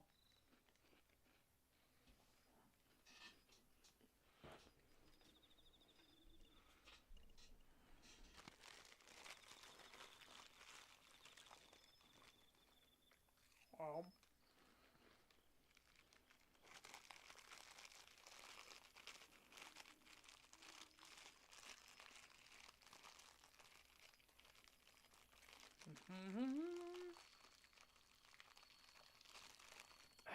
Ow.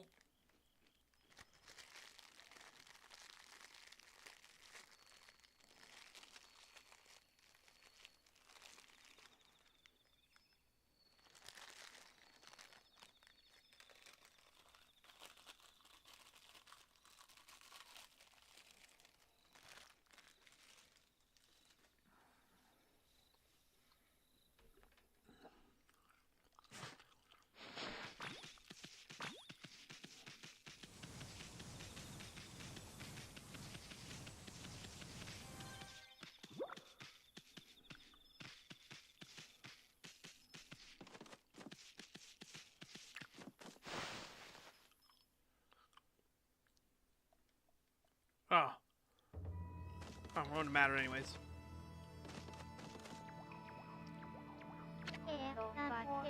Why? It really is you. Actually, Queen Himiko has foreseen your coming. Let's not delay. Please, Queen Himiko waits on the top floor.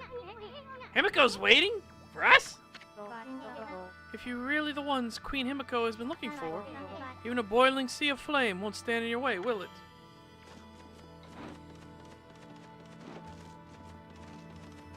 Investigations first. Aha! Oh,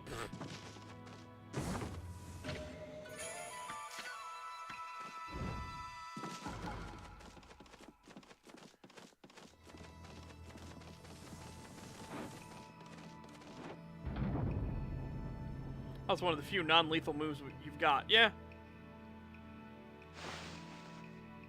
Again, the bomb knocked them out, and then they just teleported back to being awake. Holy artifacts. Scroll down by wandering constellation. It's funny because I was just noting the holy artifacts, 3 of them underneath the thing. Let's see what it does.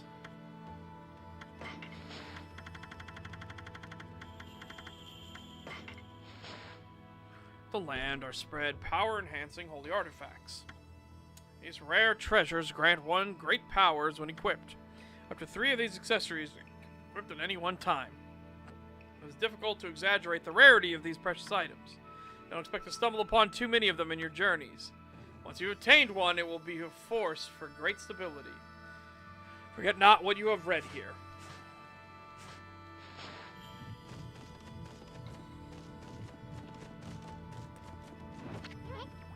Whoa! What the heck? What's this lava doing here? Maybe God now, but you'd end up a crispy critter if you fell in this stuff. We won't give up that easy. Himiko really think this could stop the Great Amaterasu? Why don't you just equip that thing you got? Himiko's sure making things interesting. She must really have a good reason for wanting to keep people away. Let's keep going, Amy. Be careful.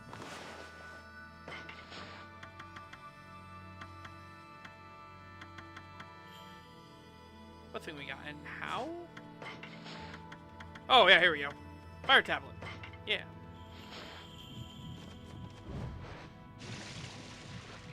Okay.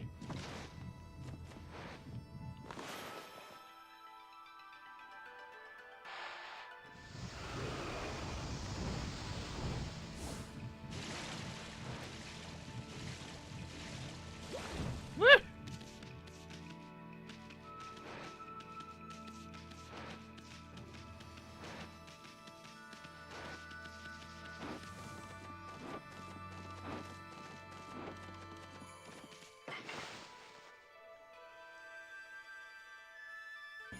Okay. I'll go check on my stuff in the air fryer real quick, too.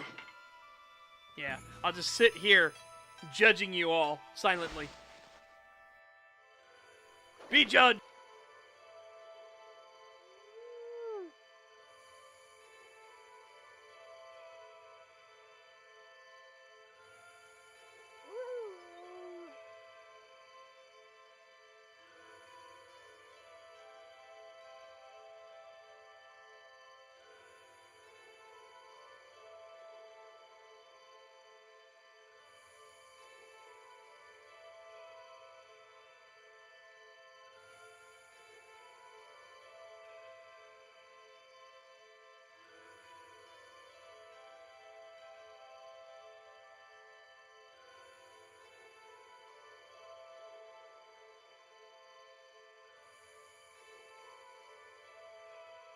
And return with tasty treats. The judging look of a dragon who owns an air fryer. Exactly.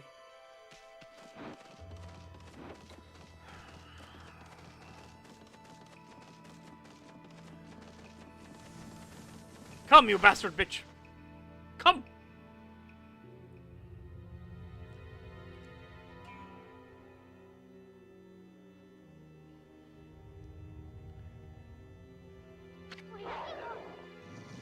Hey, Hammy!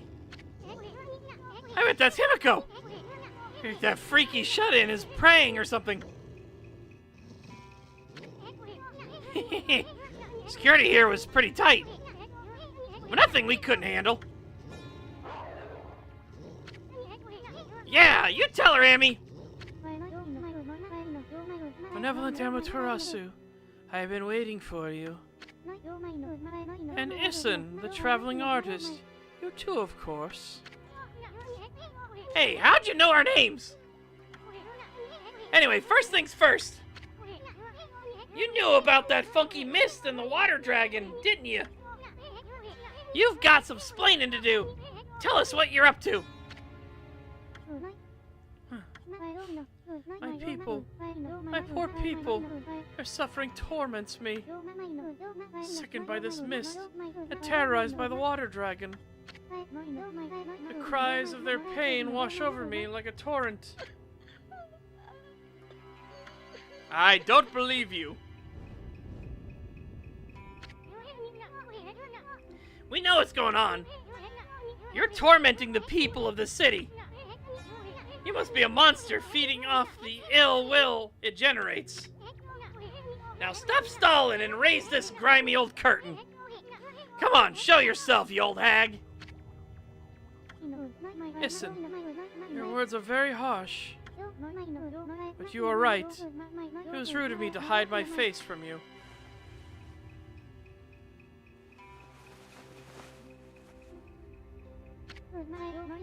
Benevolent Amaterasu, I, Himiko, the ruler of Cyan City, offer my most sincere apologies.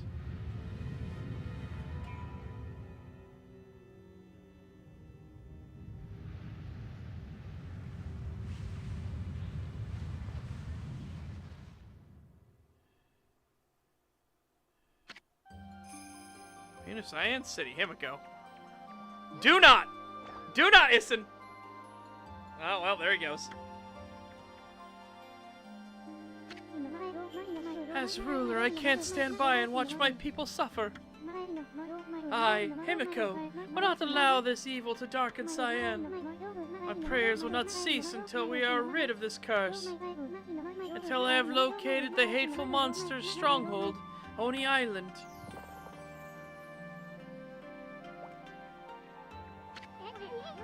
What's this about, a monster stronghold?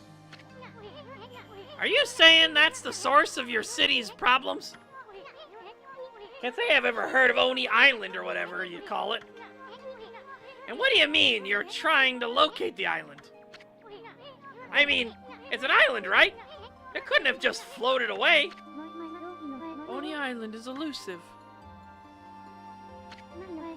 It vanishes each day at sundown, shifting to a new location. No one knows where in the vast wide ocean it will reappear. And if I wanted to dispatch an army there, it would never arrive. You don't say! Still, why'd you stay cooped up in this room all day long? I mean, what good will it do to simply pray day in and day out?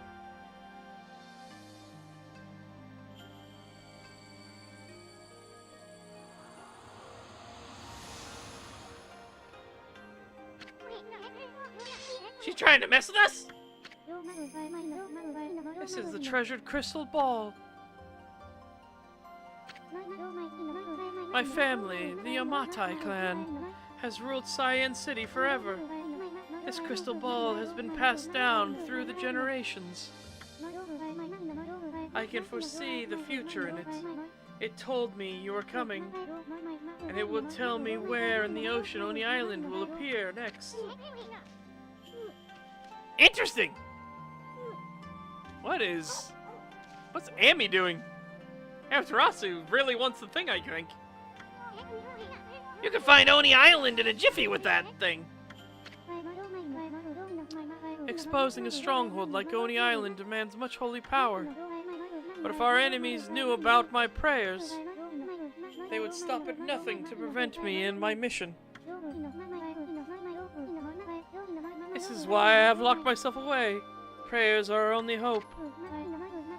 But the spearhead of the enemy's forces may already be on its way. That's a pretty good story, Queenie. But I'll go along with it.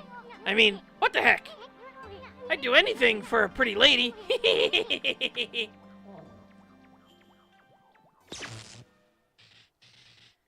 Deserved. Absolutely deserved. Ouch! Thanks for the warning. Be careful. You cannot approach me now. By taking this crystal ball in my hand, a powerful magical barrier is erected to dispel any misfortune.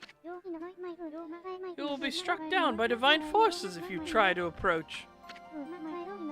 This crystal ball ensures my safety. Even if my enemies learn of my prayers, the barrier will protect me from their attacks. Deserved. Listen, deserved.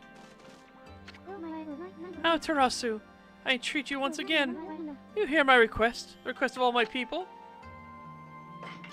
I guess so. A mighty water dragon now threatens the peace of the oceans. I don't know why it has suddenly turned to savagery. Water dragon is the sea god whose task is to maintain order. So though it may cause harm, we invite chaos if we try to slay it. In fact, without the water dragon, Oni Island is beyond our reach. What the heck's that supposed to mean? Quit beating around the bush and just spit it out already. The key to reaching Oni Island lies in the water dragon. Even if the crystal ball shows me the location of the island's powerful shield will prevent us from reaching it. Any attempts to break the shield will only result in our own pain. But the water dragon could break the shield with ease. It could form a bridge over the sea to the island. So you're saying that you'll reveal the location of Oni Island, and the water dragon will break the barrier around it? That's the only way to get into the enemy stronghold? What about the water dragon? It's out of control, right? Seriously doubt it'll be happy to help us. That is why I must ask for your help, Amaterasu. Your powers could calm the water dragon and get it to help us. I cannot leave this place. My prayers require all my energy. You are the only one who can take on this important task. You gotta be kidding me! You want us to make friends with that rampaging water dragon? Well, I'll do anything for your cute babe, but if my boss here says no, there ain't much I can do. Well, boss, we gonna help Himiko or what? Yeah. Bummer. Well, the boss has spoken. Huh? What was that, Amy? Oh, Amaterasu, you are truly benevolent. So I entrust you with this border key. Use this key to cross the border and continue into the land beyond. It is said there is a race which controls the water dragon. They live in the sea beyond the border in the Why couldn't you say draconian? Dragonian domain. They may have some connection with the dragon's recent behavior. Please calm the water dragon and open the path to Oni Island.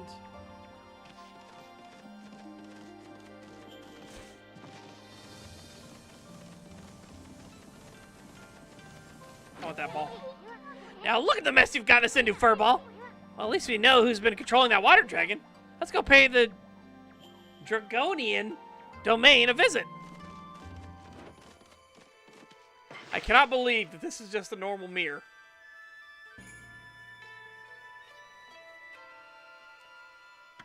How crude for an empress. Ha! Ha! Ha! Ha!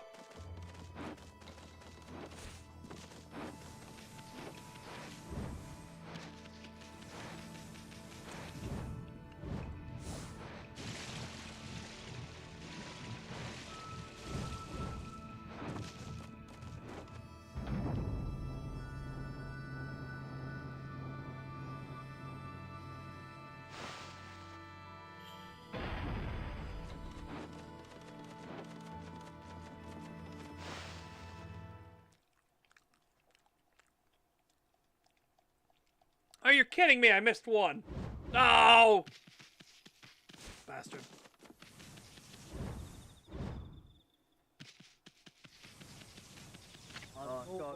Hey, how'd you get in here, Mutt?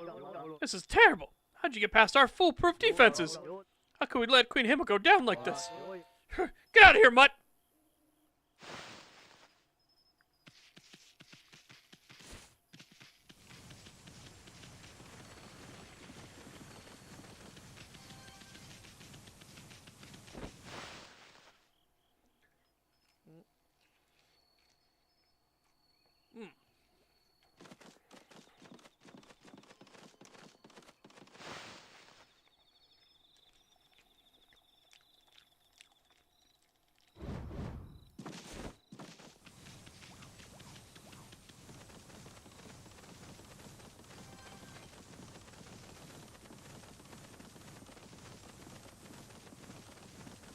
I am speed.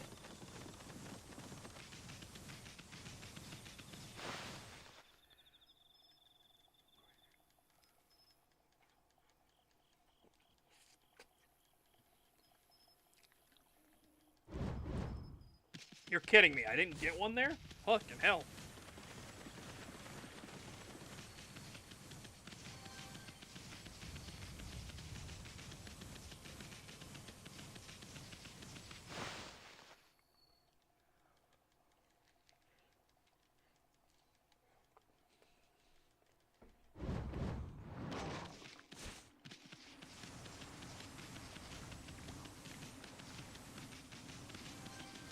Oh, die!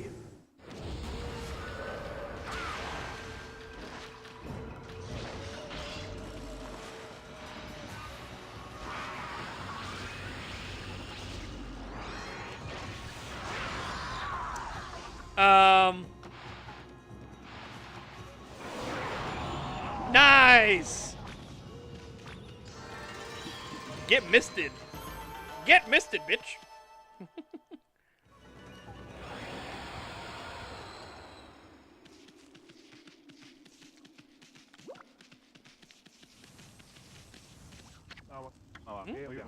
That's a border key. Perm from Queen Himiko. Crossing the border. What on earth are you doing with something like that? Those are rules. Anyone bearing that is allowed to pass here. Must be on some very important business, I suppose.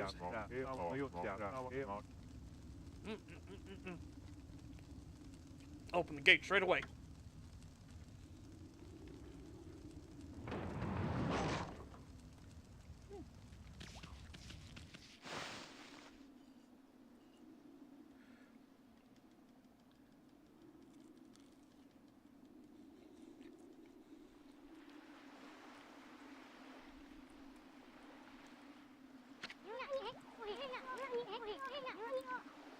Now then, where's this Dragonian domain?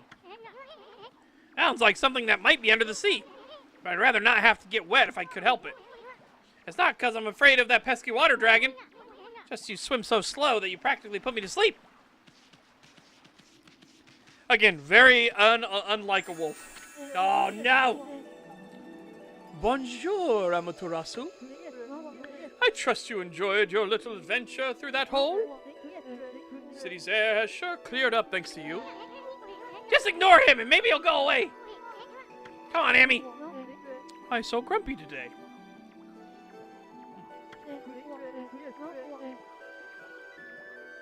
Didn't you notice the view?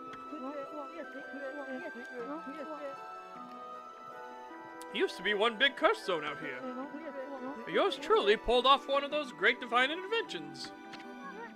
What? I really wanted to wait for you two. I couldn't stand leaving the sea in such a cursed state. The sea off Ryoshima coast is back to its beautiful self. Is this what they mean by prettier than a picture, my little friend? What's that supposed to mean, pretty boy? Oh, just a little something I overheard somewhere. Oh, my little bouncing friend. You're a wandering artist, no? I want to see how beautiful your paintings are. Just one would be fine, pretty please. Huh? Art's none of your business. Why should I show you anyway? You really are in a bad mood today. You're not one of those imposters who claims to be an artist, but could not paint a picture if his life depended on it, are you? What? Oh, nothing. It's just something some old man mentioned. His grandson, who was also his apprentice, ran away from home, and he took the old man's painting of a wood sprite with him. Do you think he might claim to have painted that masterpiece? I mean, there are so many unscrupulous people out there. Sometimes it's hard to spot an imposter in the wide world of art. But you wouldn't know anything about that, would you? I don't know what the heck you're talking about. Now, make like a tree and leave. Or you can stick around if you'd rather get sliced and diced. Excusez-moi. You do not have to get all hot under the collar. It would appear I've struck a raw nerve. Well, since I have no prophecies or anything for you this time, I suppose I'll just be on my merry way. Au revoir, baby.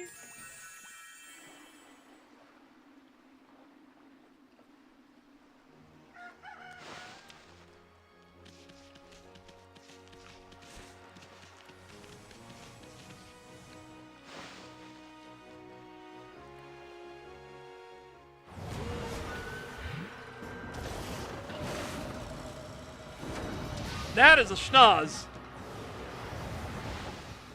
Yeah, spawns in, dunks on Is, and leaves.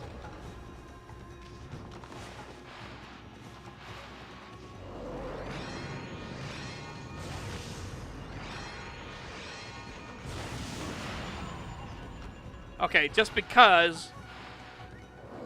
Yeah! Hell yeah.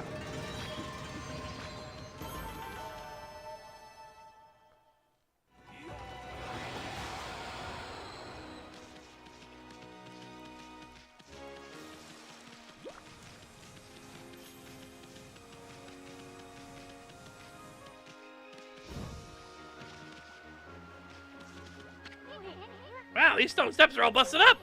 I thought it's more like they fell apart with age. I don't think any amount of brushwork's gonna fix that. Oh, I was gonna do brushwork. Okay. Well.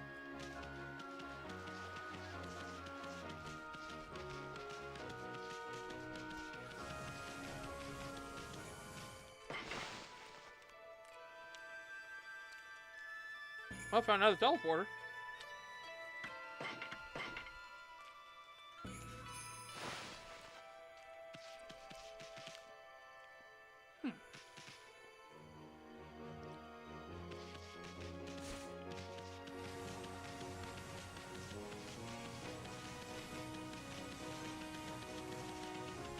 Curious on this first. I heard a kitty! Kitties! Kitties! Take your fish. Take your fish.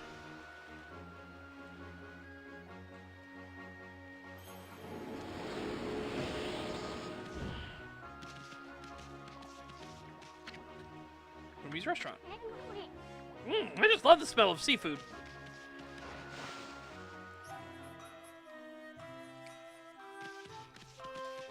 Oh. Oh, welcome. We're happy to see anyone in here at the moment, even a dog. There just isn't any fresh fish available these days. She's a cat. You've hardly got any customers at all. We're well known for our chef, Mr. Umi's fresh fish dishes. Hope you'll get to try one of them.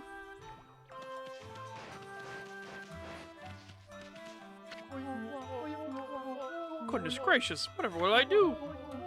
Even I, the great Chef Umi, can't cook without ingredients. At the end of my rope. Thank you, Chef Umi. Listen, doggy, can I bend your furry little ear? There's no good fish here lately, and I can't cook without fish. I feel like I'm starting to lose my touch. I've had enough. There's got to be something around here that make a good meal. Hey, what are you looking at? No, it'd be too much effort getting all that fur off you. I need some juicy fruits of the sea to show what I can do. And they must be fresh. It's an insult to the sea and the fish if the dish goes wrong. I don't know what the story is with the water dragon. I do know that the fish I need aren't being caught. Well, I've asked the fisherman. I can't do any more than that. I guess all I can do is sit tight and wait for good news.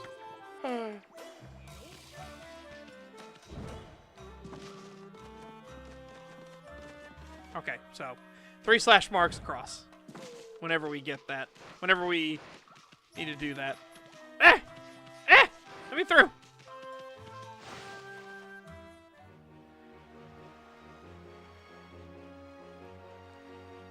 Ow.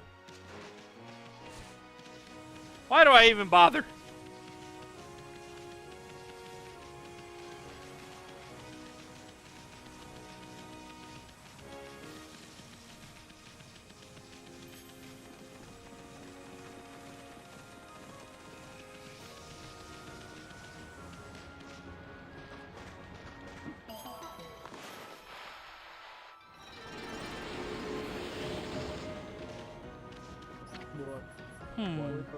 Aha, yes, that's a great idea. That would sell like hotcakes. A donut in the shape of Oni Island. The Donut. The Doni Nut. It'll be great. Look, you can see Oni Island from here. It's the perfect spot to sell Oni Island merchandise. Gotta make the best of a bad deal, right? Or you wind up miserable. demon-shaped island appeared out of nowhere a while ago. Water dragon went crazy and the city got that weird fog. All that's happened since that island turned up. And every day it looks like it's in a different place, too. There can't be a weirder sight anywhere in the world. Oh, the island, eh? Bet it's gonna be tough getting over there. And once we get there, I bet we'll never wish never die. What are you muttering about? It's time to liven up and do some business. You want a shopping duty, Pooch? Then take a look.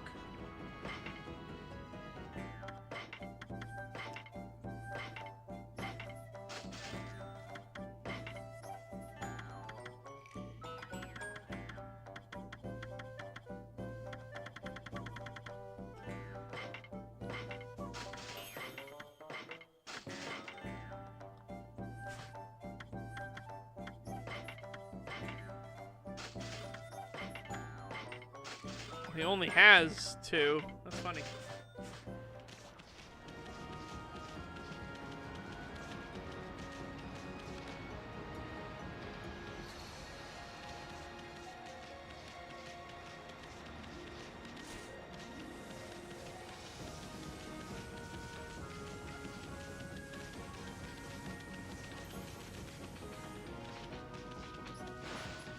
Oh, God. Hey, Urashima, so you got taken by that Porka guy, right? And he took you to a castle at the bottom of the sea? If that's true, where's that Porka now, huh? Yeah, where is he now? Yeah, where is he? What are they talking about? It ain't Porka, it's Orca. He's an emissary of the Dragon Palace. He only comes for people worthy of going there. Yeah, right. Didn't your mom teach you not to tell lies? Let's get him. Yeah. Get him. Hey, what do you think you're doing? Only cowards gang up on people like that. Hey, who's that? Good timing. I'm bored of playing with him now. Come on, let's go play somewhere else. Yeah! Let's go play! What do you think those little brats... What do you think those little brats are talking about, Amy? What do they mean by a castle at the bottom of the sea?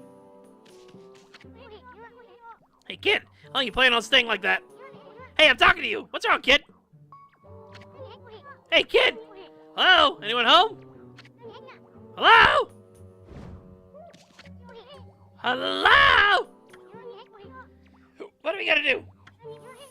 Any bright ideas, Furball?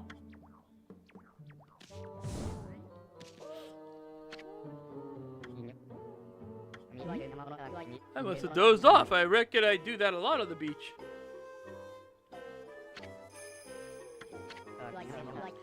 I don't know who y'all are, but I sure appreciate your waking me up.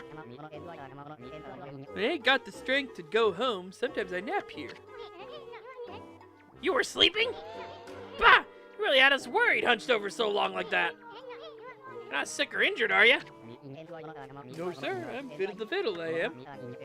Just taking a nap on the beach, though. Oh, well, that's a relief. Anyway, what was that about a castle at the bottom of the sea? Would you mind filling us in? No one ever believes me about that. There's a land under the sea here in Rayoshiba. The Dragonians and Sea God live there in the Dragon Palace. Dragon Palace is an amazing place. Real pretty. Haven't been there in a dog's age, though. Dragon Palace? Land of the Dragonians? They're the ones controlling the water dragon. Himiko said so. So just how does one get down to that palace, Bucket Boy? How could a chubby, big-boned lad like you elude that water dragon and make it all the way down to the bottom of the sea? Water dragon was much nicer in those days. But you can't just choose to go to the Dragon Palace, see? Only worthy people can go.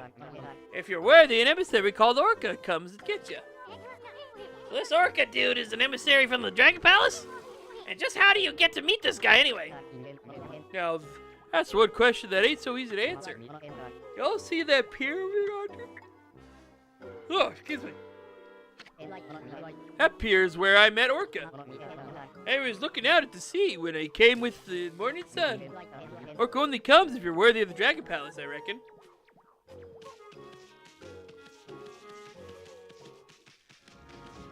Oi! Oi! Oi! Oi! Oi! Well, ain't you a fine-looking wolf? White as snow. What are you doing in an old beach house like this, then? I ain't got nothing for you. Well, you can rest here if you like.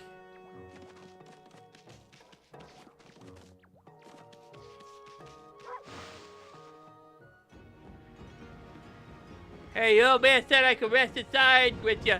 Oh, damn it. I was getting it, too. Fuck.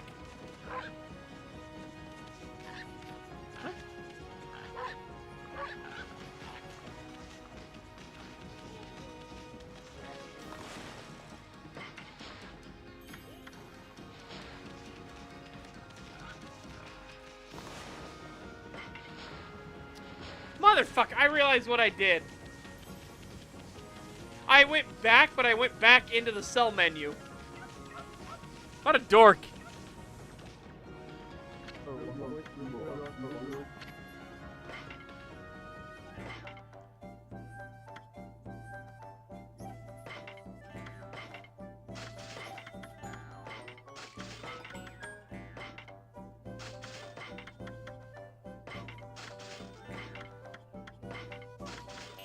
I thought it was weird that he only had 2 of them, but you know, I was like, okay, well, that's new.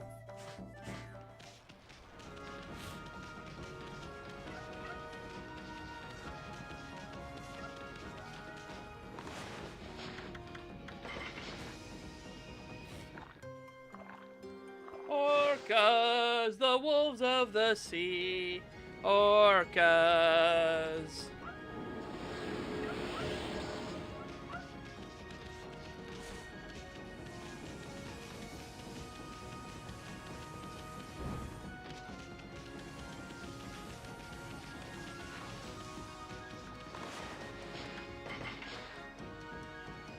Hey, Grindis, welcome, welcome.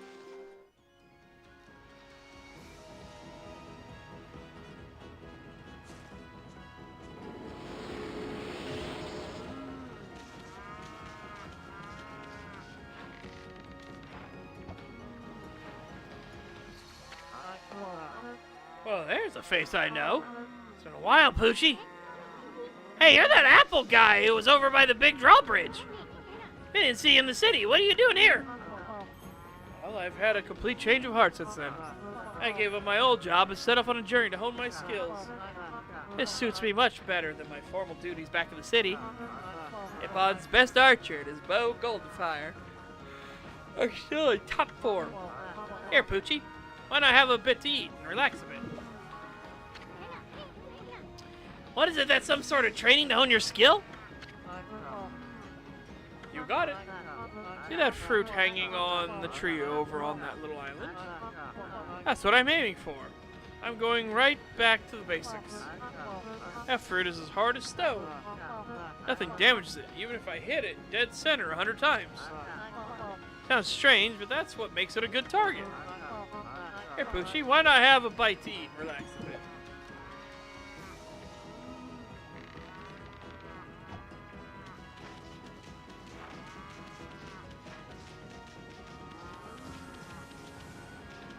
Oh man, I suddenly got really tired.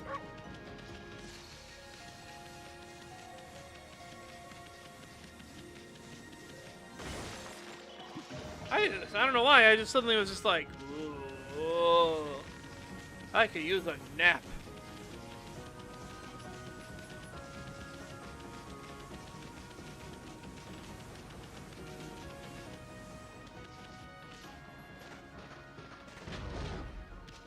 Boom! Wah!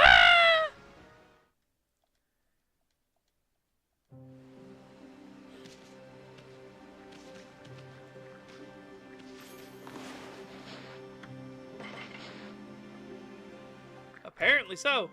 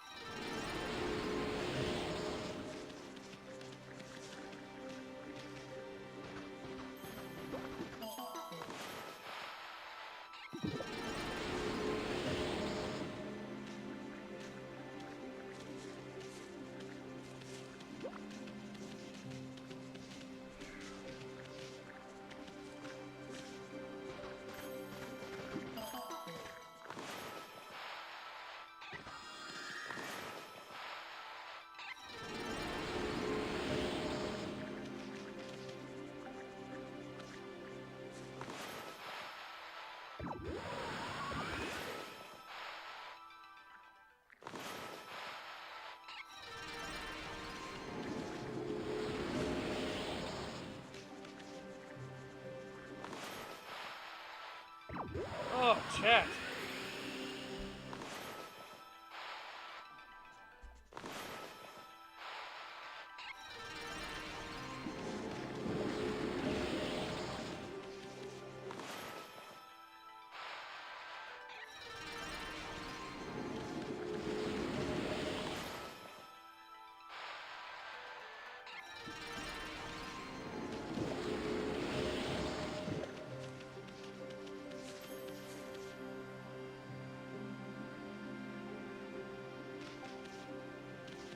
Oh, man, I got conked out there for a second. Holy shit. I don't know why, but apparently I am very, very eepy. What the fuck? Went to bed at a good time. Again, 7 out of 8 hours ain't bad. I don't know why I'm so suddenly sleepy. I mean, I did take some extra vitamins today. Maybe my body's, like, processing it all and is like, you could use a nap. Oh. Yeah, Rem's taking me over. I fucking knew it. I knew it. Silver better be the next one that gets in. Hey, today's the day, right? Wasn't it supposed to be every Monday and Thursday? Or am I crazy?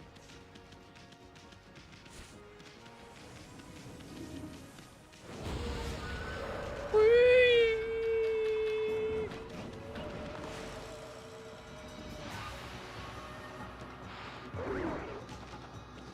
Oh, okay. That's how you want to do it, eh? Fucking down here. Get down here.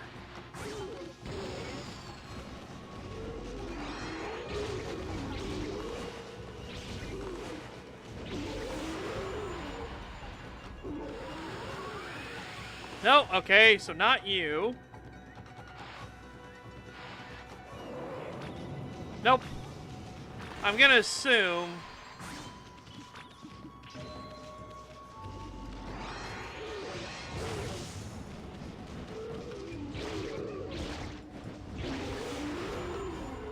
Try this.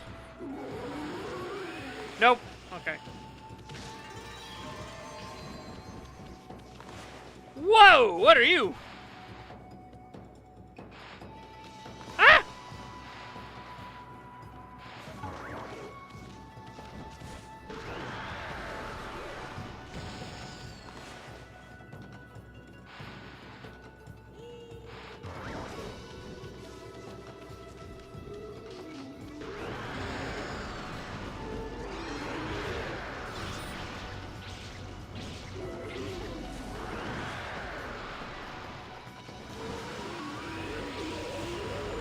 Okay.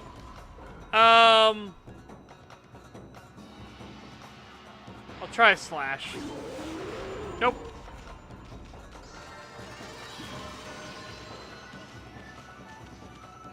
Wish I had like a proper water technique. Because now I have a proper fire technique.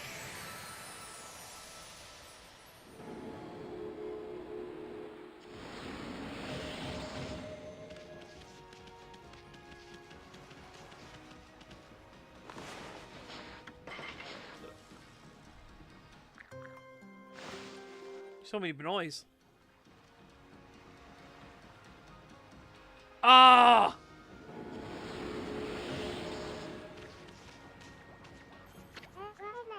Oh, hello, doggy. Have you come to see Cat Call Tower? You can hear from here. That cat crying sounds so sad. Tower's built on that island a long time ago.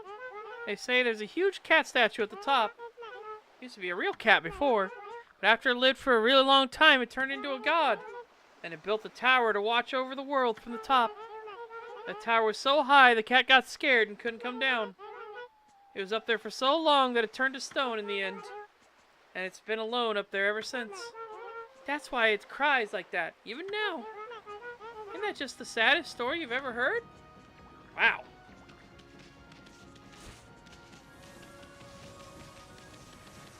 And here's a statue for the cats. And we'll get climbing here at some point, I assume. Oh, look. Another mermaid point.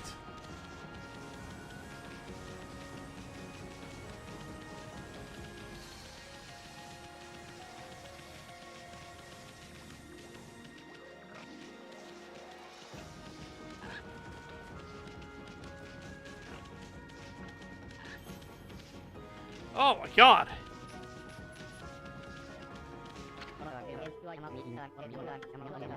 Okay.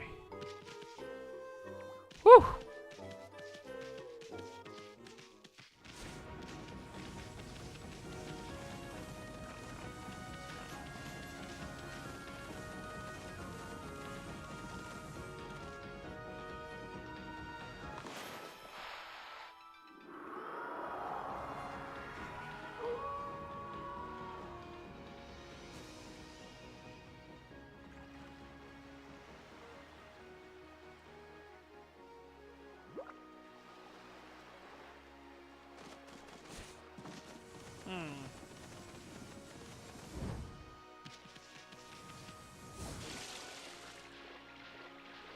Fine. Ace.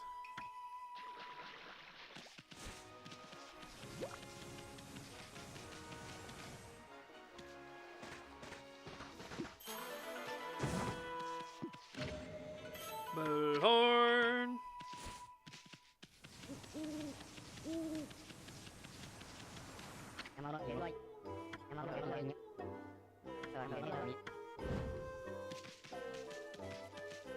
Yeah, I'll do the morning sun here in a second.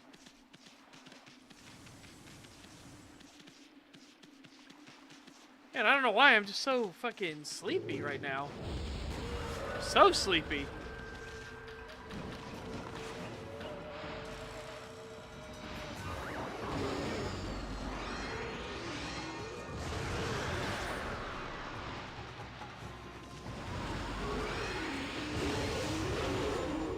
Not what I meant to do.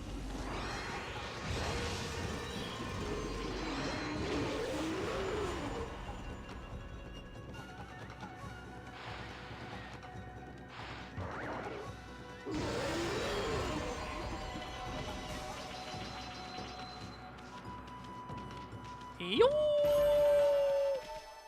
Yo!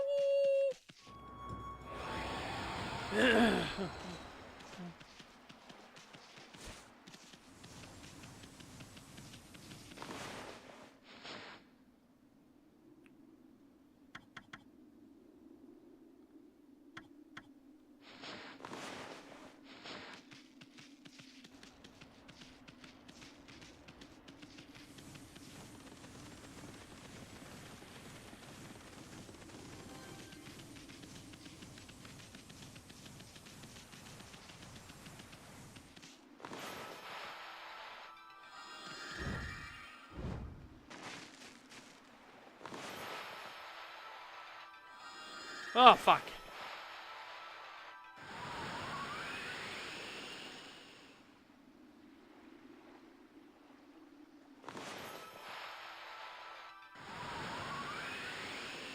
Whew.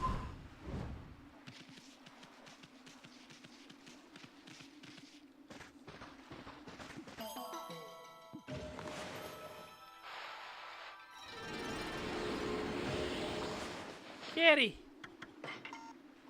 Oh, sorry. Yeah. Fish. Fish for the kitties.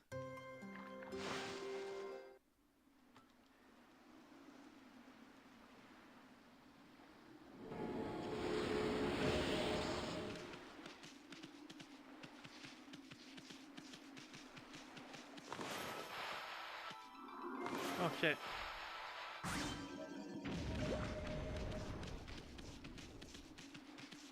Yeah, so then you'd be able to climb that wall there at some point.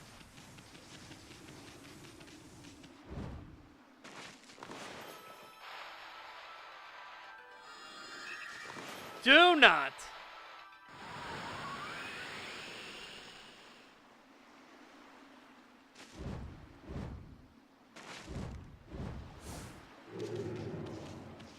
What am I doing? Yeah, come here.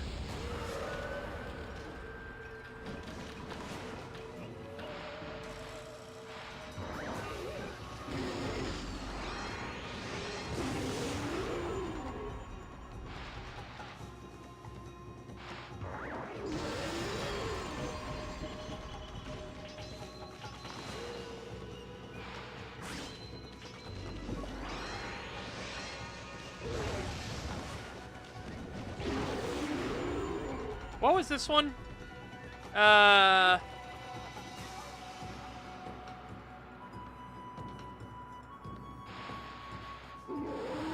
Nope. Not wind. Yo.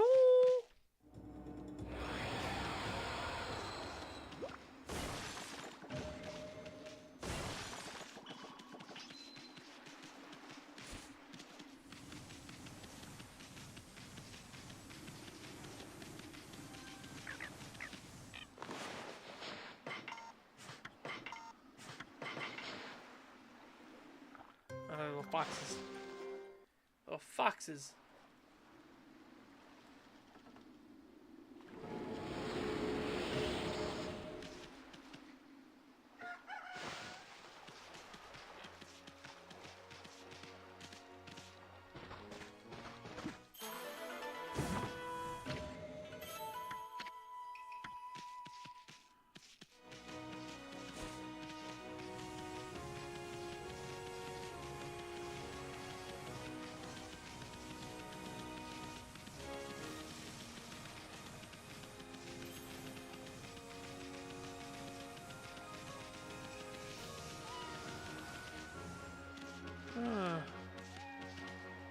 I already fed him. Okay, yeah.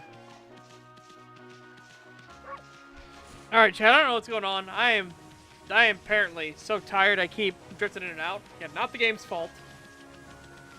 I don't know what it is. I feel real eepy. Real sleep tired. So, I am going to stop here. A little early today. Especially considering we usually go towards 2, but yeah, I'm just like... I don't know why. I've just got no energy. I don't understand. I mean, I've clearly got energy, but I'm just sleepy tired. Sleepy tired. Yeah. Yeah, don't know what the deal is. Yeah, chat. In the meantime, though, hope you guys take care. Have a fantastic day. Stay safe and healthy. Get fit, get ripped. I will see you back here tomorrow for some more Okami. And remember, on Saturday for Saturday Showtime, we will be watching Deadpool and Wolverine, which is a movie I've never seen before. So yeah, we'll see. We'll see. And yeah, it's very strange. And yeah, we'll see. Anyways, chat. Bye-bye for now, everyone.